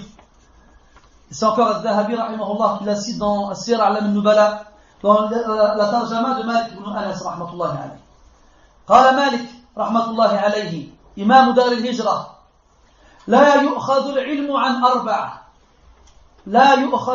عن أربعة سفيه يعلن السفه وإن كان أروى الناس وصاحب بدعة يدعو إلى هواه ومن يكذب في حديث الناس وإن كنت لا أتهمه في الحديث وصالح عابد فاضل إذا كان لا يحفظ ما يحدث به.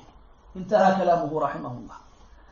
Imam Malik rahimahullah, il dit quoi? Il dit il y a 4 personnes de lesquelles on ne prend pas la science. Un safih. والسفيه كما عرفه العلماء من لا يحسن التصرف.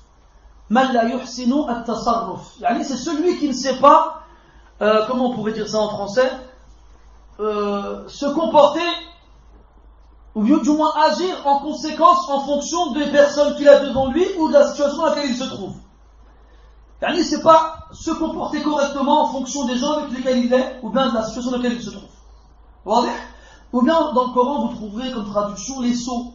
سيقول السفهاء من الناس ولا تؤتوا السفهاء أموالكم إلى آخره. السفهاء c'est traduit par le sot.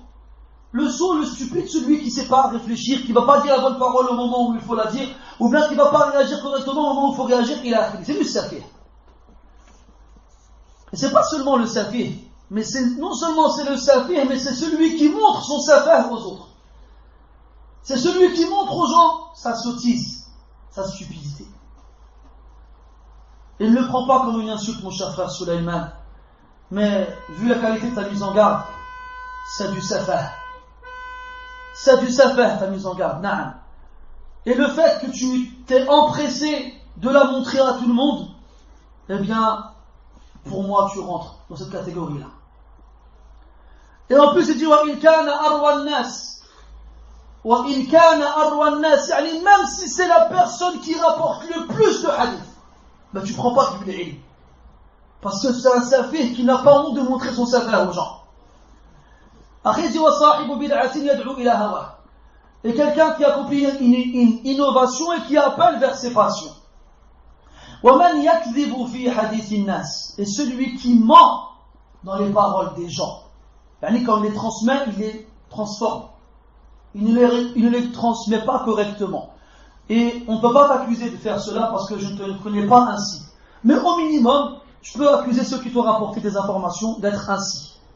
Ce qui signifie que tu ne peux pas prendre la science d'eux. Parce que yakdhibun fi hadith an-nas. Yakdhibun fi hadith an-nas, ils mentent lorsqu'ils transmettent les paroles des gens. Après, l'imam Malik rahimahullah dit wa in kuntu la attahimuhu fi al-hadith. Même si je ne l'accuse pas dans le hadith, dans la parole qu'il transmet. Et le dernier, salih, abid, fadil. Ajib, salih, vertueux. Abid, un dévot, quelqu'un qui adore Allah beaucoup. Fadil, donc pieux, vertueux et adorateur. 3 caractéristiques que je n'ai pas et qui malheureusement se font rares chez la plupart d'entre nous. Illa man rahima rabbi. Et c'est pas celui-là tout simplement, non. Idha kana la yahfadhu ma yuhaddithu bihi. Lorsqu'il ne retient pas ce qu'il transmet aux gens. Un jour il te dit, c'est Soufiane qui a dit. Le lendemain tu fais non, c'est pas Soufiane, c'est Bouzaïd, mais Soufiane a rigolé. Et c'est quoi le troisième épisode? Il s'est levé, il a applaudi. Subhanallah. Donc de ces gens-là, on ne prend pas la science. Et encore plus quand il s'agit de parler sur les autres. Après, Shawkani, rahimahullah, il a un kalam jamil dans lequel il explique les causes qui empêchent aux gens d'être justes. Parce qu'il faut être juste. Il faut être juste. C'est demandé dans ce domaine. Et malheureusement, la justice se fait très rare chez les gens aujourd'hui. L'équité, si vous le voulez. Il est où? Non, page 20. Alors,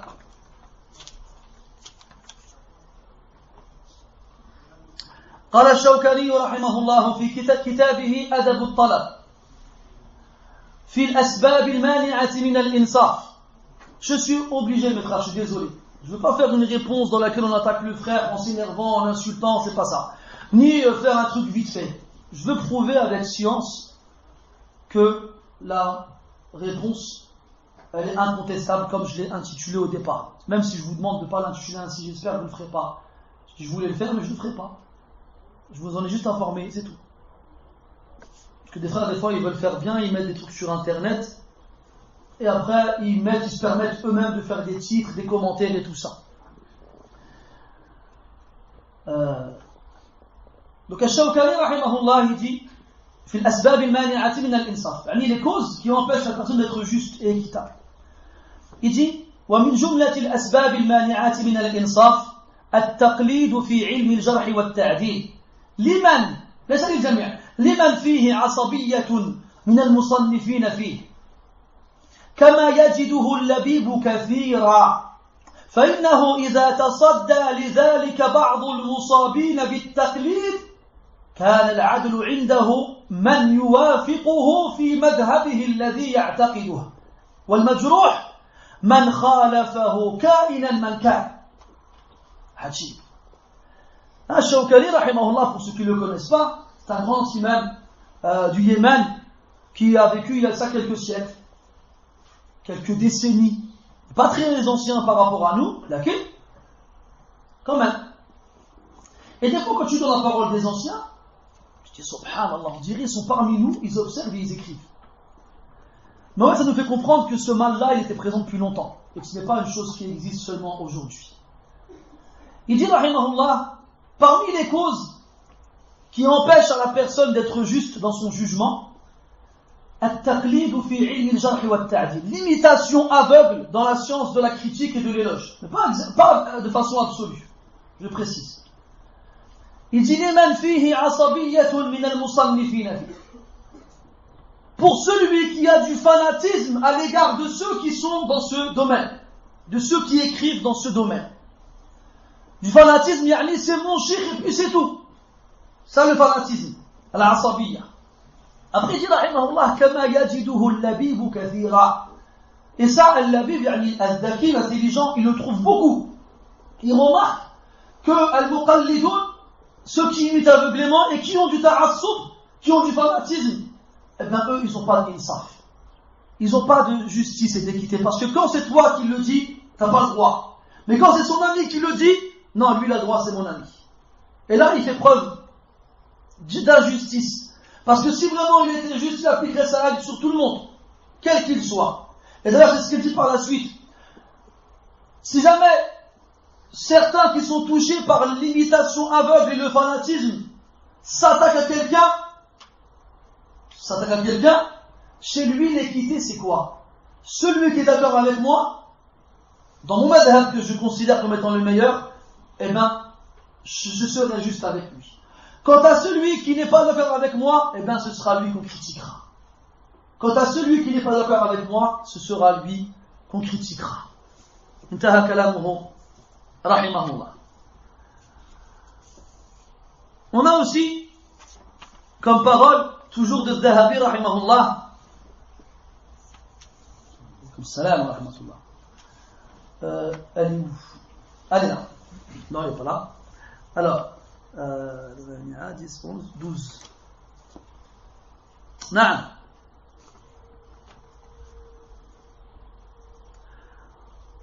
Non, je me suis trompé. Donc 5, 6, 7, 8, 9. Excusez-moi, c'est pas le cliché, je suis désolé. J'ai fait ça ce matin. J'ai pas trop eu le temps de préparer ça.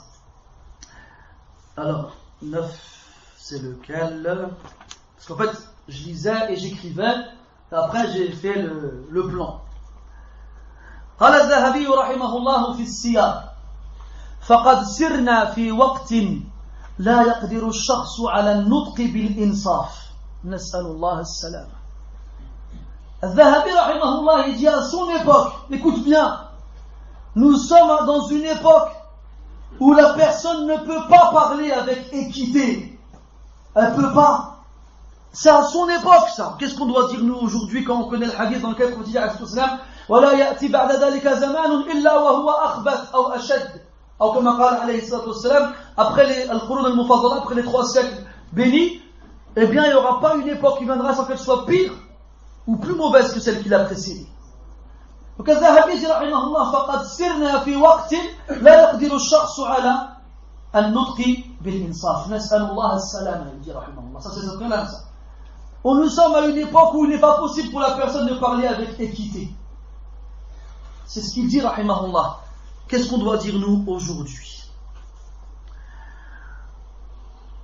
Ensuite, mes frères, comme je vous l'ai dit tout à l'heure rapidement, ce genre de personnes existe depuis longtemps.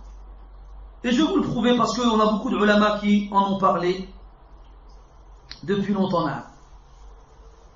Premièrement, un kalam de Muhammad ibn Sirin, rahimahullah encore, qui nous dit إن أكثر الناس خطايا أكثرهم ذكرا لخطايا الناس.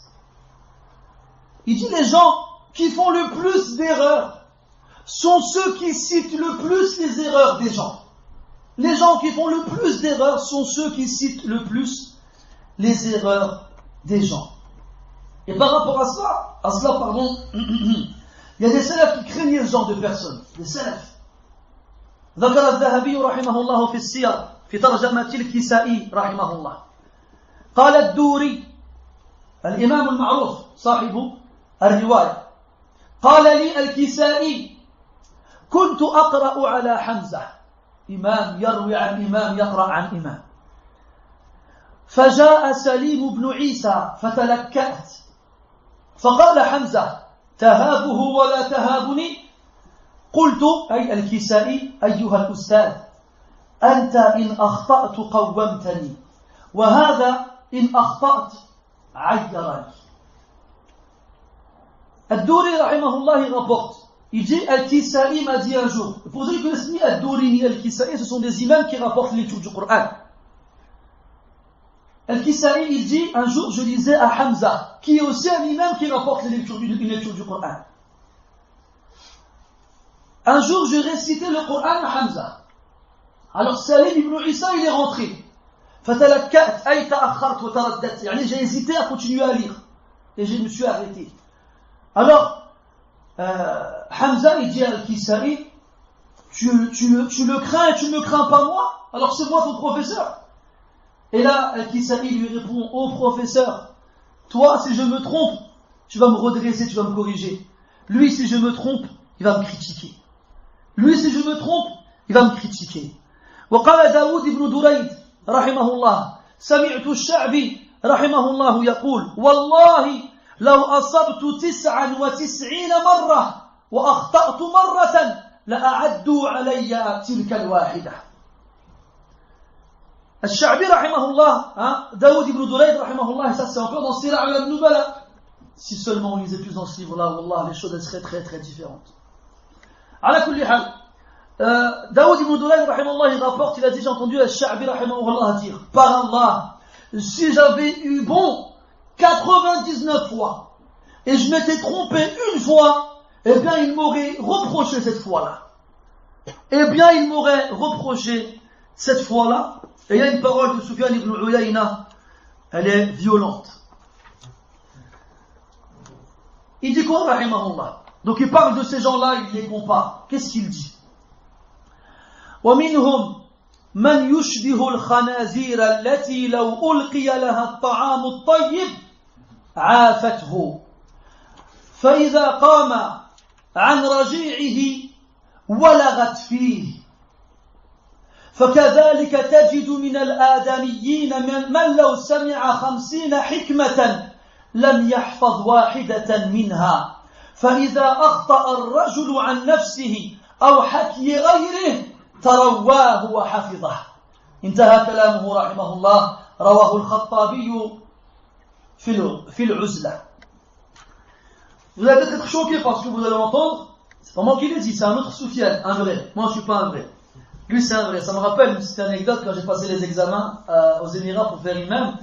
Les jours qui m'interrogeaient, ils m'ont posé une question de faire. J'ai répondu, même si le qawl que je donne il existe, eux ils l'ont pas calculé, et ils m'ont même un petit peu vanné. À la fin, ils m'ont dit, Ya Soufiane, kun Soufianan. Ils m'ont dit, oh Soufiane, sois un Soufiane. En rapport au vrai Soufiane. Chose que malheureusement, nous n'avons de que le nom.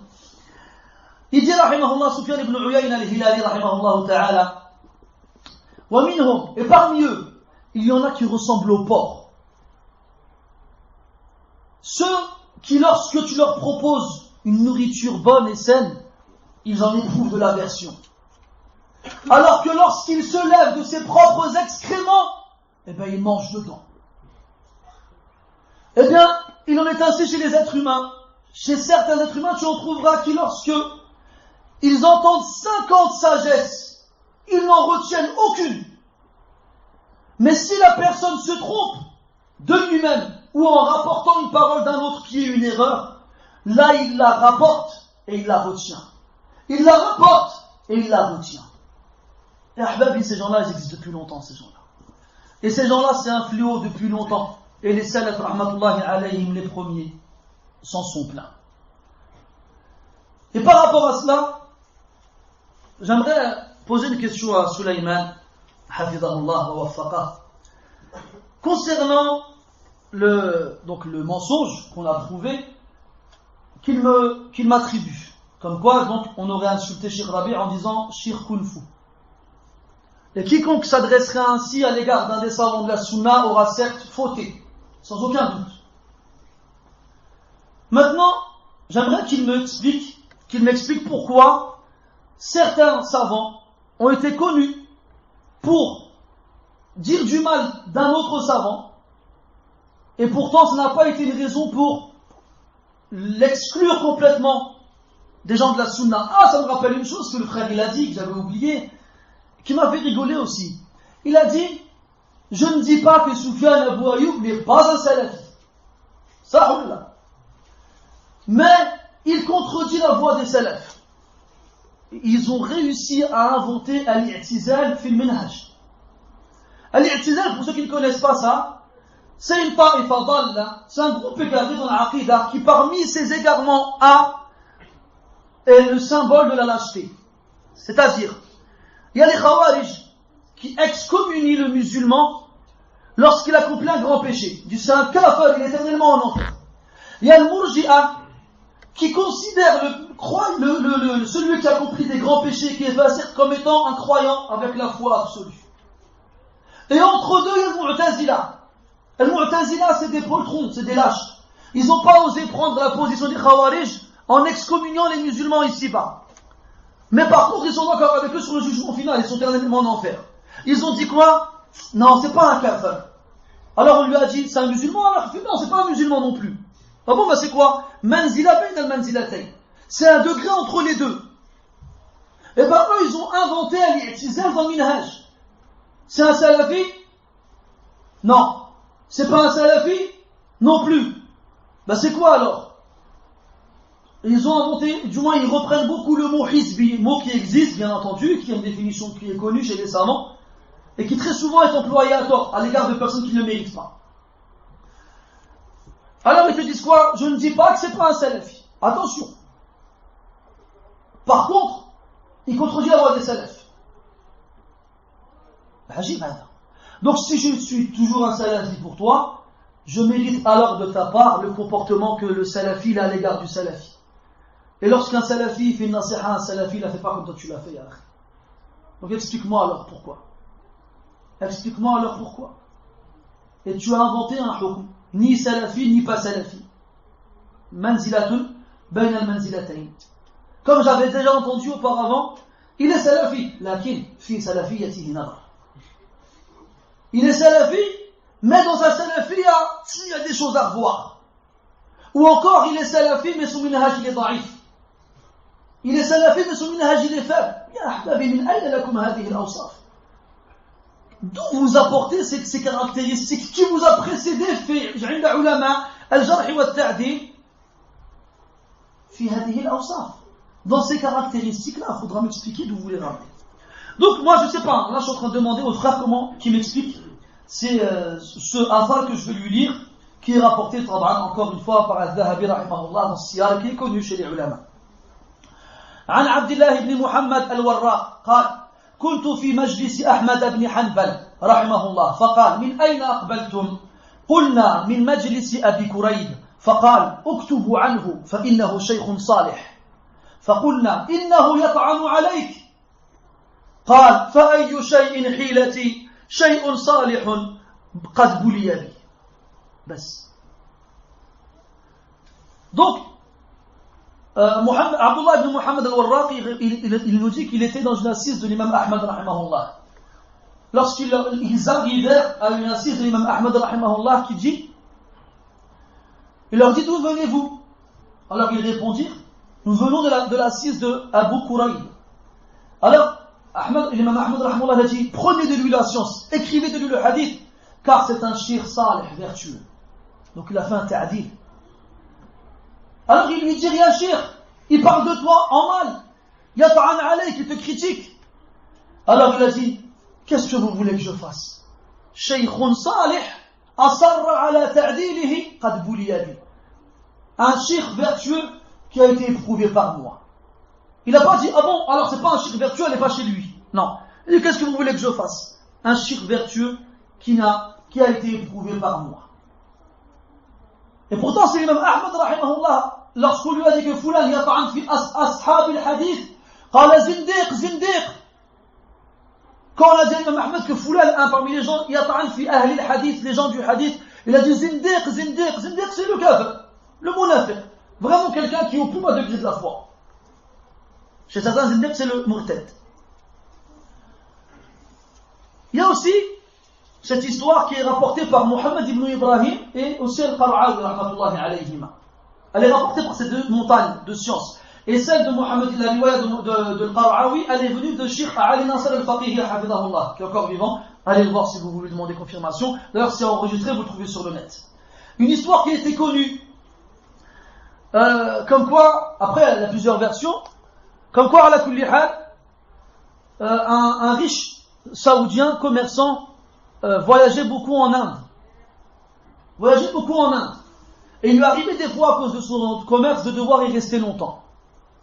Et il allait chez un shir dans une mosquée, il n'y a pas un cours ou une assise qu'il faisait sans qu'à la fin il levait ses mains et il invoquait Allah pour qu'il maudisse Muhammad ibn Abdul Wahhab, rahimahullah. Et c'est arrivé de nombreuses fois.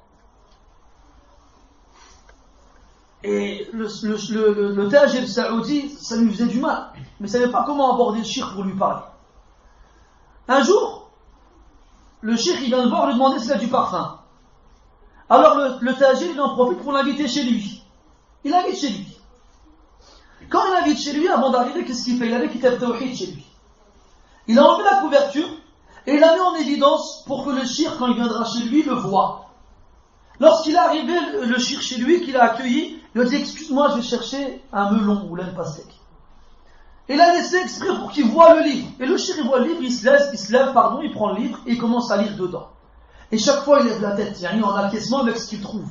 Quand le Tajir saoudi, le commerçant saoudien, il revient, le shirk, il lui dit: c'est qui a écrit ce livre-là? On dirait le Bukhari, parce que les tarajim des Abab, ils ressemblent à Sahih al-Bukhari. Les titres de chaque chapitre, ils ressemblent à Sahih al-Bukhari. Alors le Tajir, il a fait exprès de ne pas savoir. Il dit: je ne sais pas. Il a fait: si tu veux, il y a un shirk là-bas, il a une maktaba, il connaît les livres et les auteurs, il va te dire c'est qui l'auteur. Alors, et la tête al-hikmah de l'homme, il a voulu que ce soit quelqu'un de chez lui qui lui dise, et pas lui. Pour pas qu'il dise: toi t'es un saoudien comme lui, c'est normal, je te défends. Alors ils ont été chez le shirk en question, et le shirk, quand il a vu le livre, il a reconnu le uslub de Muhammad ibn Abdul Wahhab, rahimahullah. Et pour confirmer, il a fait prendre Majmou'a de Tawhid, et il a comparé les textes avec le kitab Tawhid qu'il avait, et il a vu que c'est la même chose. Après, il lui a dit: Inna mu'allifahu Muhammad ibn Abdul Wahhab. Son auteur, c'est Muhammad ibn Abdul Wahhab. Qu'est-ce qu'il dit l'autre shirk? Quoi, le kafir? Comme ça, hein? Et là, le saoudien, l'autre shirk, ils disent rien. Mais ils sont mal. Et l'autre, qui a le livre entre les mains, il fait astaghfirullah, astaghfirullah. Il fait: Wallahi laqad zalamnahu kathira. Il a dit astaghfirullah, astaghfirullah, par Allah. On lui a fait énormément d'injustice et de tort. Après, il n'y a pas une assise dans laquelle ce shirk-là se trouvait, ou un cours qu'il a fait, sans qu'il invoquait Allah pour qu'il pardonne et fasse miséricorde à Muhammad ibn Abdul Wahhab, rahimahullah, et qu'il invitait ses élèves à en faire de même.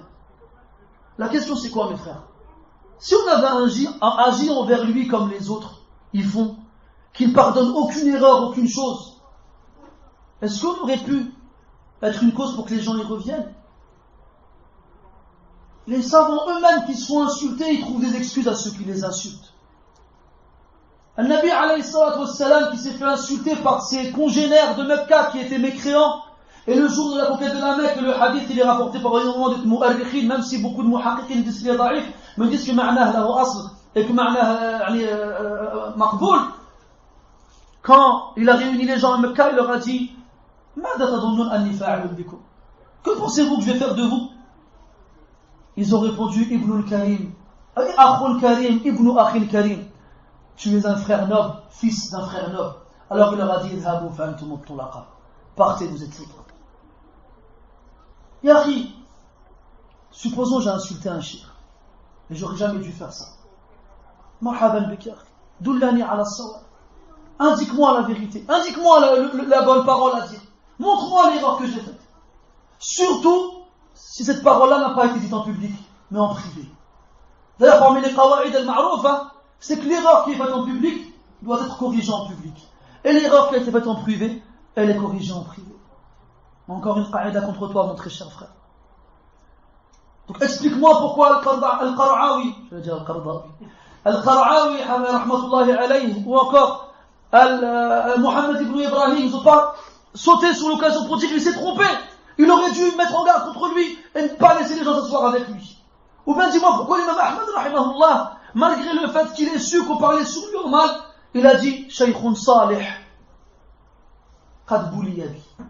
Shaykhun salih, un shaykh salih, malgré le fait qu'on l'a informé comme quoi, il continuait et il disait du mal de lui. Et je finirai, mes frères, et je vous libérerai par la suite par deux nasiha. Cette nasiha, je l'adresse aux frères suivants. Naam, je vais dire les noms, parce que c'est pas un mal, c'est une nasiha. Je l'adresse à ce frère-là, Sulaiman Al-Guadaloupi, hafidahullah wa waffaqah. Je l'adresse à Hassan Abou Asma, hafidahullah wa waffaqah. Je l'adresse à Sidati Abou Abdirrahman, waffaqahullah wa saddada khutah. Je l'adresse à Mahdi Abou Abdirrahman, waffaqahullah. à Sulaiman al-Hayti, waffaqahu Allah. Je l'adresse à tous ceux qui s'empressent de juger les gens et de transmettre ces jugements. Je voulais juste vous rapporter un hadith que vous connaissez tous, que ce soit les noms que j'ai cités ou encore les personnes qui écoutent mes paroles, que ce soit actuellement ou plus tard. Et ce hadith-là, il est rapporté par Ashab al-Sunan al-Arba' وغيرهم كالحاكم والبيهقي. وهذه رواية الترمذي رحمه الله تعالى قال حدثني محمد بن إسماعيل قال حدثني الحسن بن بشر قال حدثني عبد الله بن بريدة ابن عبيدة قال حدثني ابن بريدة عن أبيه قال النبي صلى الله عليه وسلم القضاة ثلاثة قاضيان في النار وقاض في الجنة رجل قضى بغير الحق فعلم ذاك فذاك في النار وقاض لا يعلم فأهلك حقوق الناس فهو في النار وقاض قضى بالحق فذلك في الجنة. Prophète alayhi salatu wassalam, il y a trois types de juges. Pourquoi je dis juge? Parce que c'est un jugement. Et donc la personne qui l'apporte, elle se met au rang du juge, qu'elle en assume la responsabilité. Il y a trois types de juges, deux en enfer et un au paradis. Un homme qui juge injustement, tout en sachant qu'il juge injustement, eh bien lui il est en enfer. Un juge qui juge sans science, et à cause de qui les droits des gens sont bafoués et perdus, eh bien il est en enfer. Et un juge qui juge avec qui juge justement, alors lui il est au paradis. Mes frères, on vit une époque difficile, où suivre la sunna est difficile, où adorer Allah Ta'ala correctement, sans lui désobéir, est pour la plupart d'entre nous difficile. Et on s'expose à cause de nos péchés au châtiment d'Allah Ta'ala et sa colère, peut-être tous les jours. On ne sait pas si on va être épargné le jour du jugement, on ne sait pas. On ne sait pas si le peu qu'on fait il sera suffisant. On ne sait pas si Allah va nous faire miséricorde. Pourquoi aller se rajouter des fardeaux desquels Allah nous a épargnés? Pourquoi aller se prendre un chemin qui peut mener en enfer? Pourquoi? Rappelez-vous la parole d'Allah, wa idha qultum fa'adilu. Ya ikhwani, mes frères, Sulaiman, Hassan, Sedati, Mahdi, vous tous. Pourquoi ça ne soit pas on discute? J'étais étonné de voir deux messages dernièrement, un de Mahdi Abu Abdelrahman qui est à Birmingham et un de Sulaiman al-Hayti qui est au Canada, qui nous disent de faire attention à ceux qui parlent sur Hassan Abou Asma, Sedati, Amjad et d'autres encore, et Sulaiman al-Guadeloupi. Je trouvais ça étrange qu'il faille, on dit comme ça, des personnes étrangères à la France pour dire aux Français ce qu'ils doivent dire aux Français. Pourquoi eux-mêmes ils ne se le disent pas? Pourquoi Sedati et Amjad et Hassan Abou Asma et les autres, pourquoi ils n'envoient pas des textos de eux-mêmes dans lesquels ils disent ne parlez pas sur Sedati, ne parlez pas sur Hassan, ne parlez pas sur moi? Pourquoi il a fallu que eux ils interviennent? Je sais pas, moi je connais pas ces frères-là, Mahdi et Sulaiman, je les ai jamais rencontrés, je les connais pas. Je sais que Mahdi il est à Birmingham, je le sais. Et je crois qu'avant ça il était en Belgique, je sais pas. Donc c'est pas un frère de France. Sulaiman al-Hayti il est au Canada. Je sais qu'il vient souvent en France, mais c'est pas un frère de France non plus. Pourquoi il faut que eux ils interviennent? C'est agile quand même. Et c'est à leur honneur, machallah, de défendre l'honneur de leurs frères. Au dépend de l'honneur des autres, qui sont leurs frères aussi, comme ils le disent. Hein, c'est mon frère, mais après, il dit qu'Allah l'anéantisse. J'aime bien le lien. Mais bref, c'est ça, c'est la fraternité. J'aimerais pas être son ennemi. Si je suis son frère et il demande qu'Allah m'anéantisse, j'aimerais pas être son ennemi. Pourquoi? À l'époque où la voie droite était unie, c'est une époque malheureusement révolue, et qu'il y avait des troubles. Je me souviens quand Bouzaïd, Abbas et moi, entre autres, avons été attaqués par Farid de Mecca. Pourquoi ni Sedati, ni Amjad, ni Hassan Abou Asma ou qui que ce soit d'autre n'ont pas fait tourner des messages de ce genre-là, alors que tout le monde savait que c'était injuste. Et que Sedati lui-même me conseillait de ne pas répondre et de ne pas faire attention à ces mises en garde. Pourquoi? Eux, on doit les soutenir et pas les autres. Ne sommes-nous pas tous les mêmes frères? Pourquoi ce manque d'équité? Sadaqa al-Dhahabi wa rahimahullah. Sirna fi waqtin سرنا في وقت لا يقدر الشخص على النطق بالإنصاف نسأل الله السلامة. Nous sommes arrivés à une époque où les gens ne peuvent pas parler avec équité. Et enfin, je finirai cette réponse, cette réplique avec une nasiha pour tout le monde. Et là, je m'adresse aux frères et aux sœurs qui reçoivent des textos ou bien des mails et qui transmettent sans réfléchir. J'ai lu une histoire rigolote rigolote. Vous allez comprendre, c'est pas une blague, hein. Même si je suis connu pour être rigolo, là c'est une histoire sérieuse mais qui fait rire aussi. Écoutez-la. C'est le Khatib al-Baghdadi rahimahullah qui la rapporte dans Al-Jami' li-akhlaq al-rawi wa adab al-sami'. Et ذكرها أيضا ابن الجوزي في القصص. قال رحمهم الله أن عثمان الوراق شاهد العتابي يأكل على باب طريق الشام فقال له عثمان ويحك ألا تستحيي؟ قال العتابي أرأيت لو كنت في دار فيها بقر أكنت تحتشم أن تأكل وهي تراك؟ قال لا. قال فاصبر حتى أعلمك أنهم بقر. فقام فوعظ حتى كثر الزحام عليه ثم قال لهم روي لنا من غير وجه يعني حديث النبوي أن من بلغ لسانه أرنبة أنفه دخل الجنة وفي رواية لم يدخل النار فما بقي منهم أحد إلا أخرج لسانه يوطئ به نحو أرنبته فلما تفرقوا قال العتابي ألم أقل لك أنهم بقر. Vous rigolez pas, non, vous n'avez pas compris. Là, si j'ai vu des frères sourire. Al-Khatib al-Baghdadi, rahimahullah, dans son livre, il raconte une histoire étonnante et un peu amusante. Comme quoi, Uthman al-Warraq, rahimahullah, un jour a vu Al-Itabi en train de manger à la porte de Sham, qui donne accès au Sham. Et c'était un Eid, c'était très très mal vu chez les salafs de manger dehors, devant les gens. C'était très très mal vu. Alors il lui a dit, malheur à toi, t'as pas honte de manger dehors comme ça devant les gens? L'Itabi lui répond, est-ce que si j'étais dans une demeure où il n'y avait que des bœufs, tu aurais eu honte de manger pendant que eux ils te regardent? Il a dit non.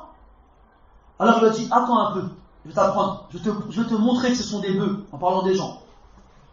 Il s'est levé et il a commencé à exhorter, jusqu'à ce que les gens se serrent autour de lui. Et il leur a dit, il nous a été rapporté de plusieurs voix différentes.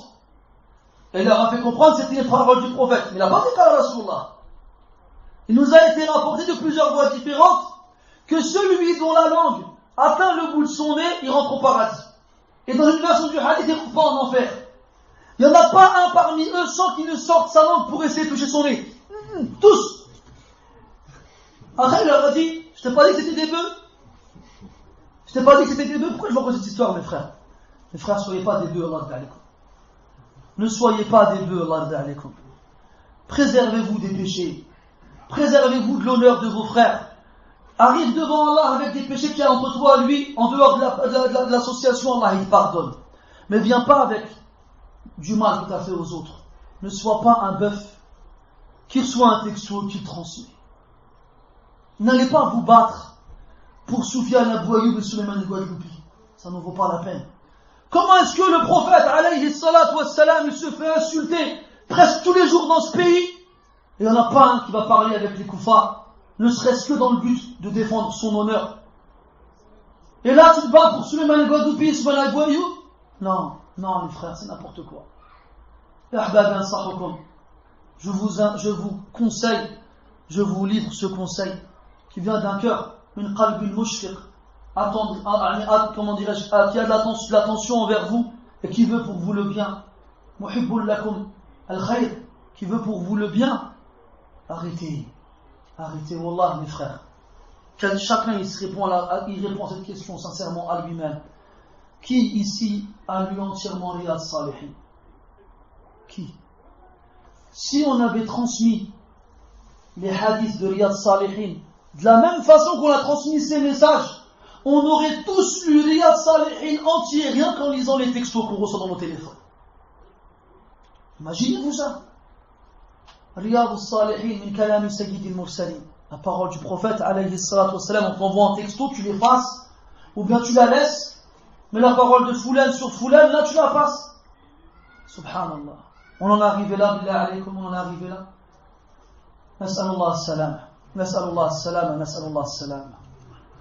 Si j'ai mal agi durant cette réplique à l'égard de mon frère, si j'ai mal parlé à l'égard de mon frère, je m'en excuse.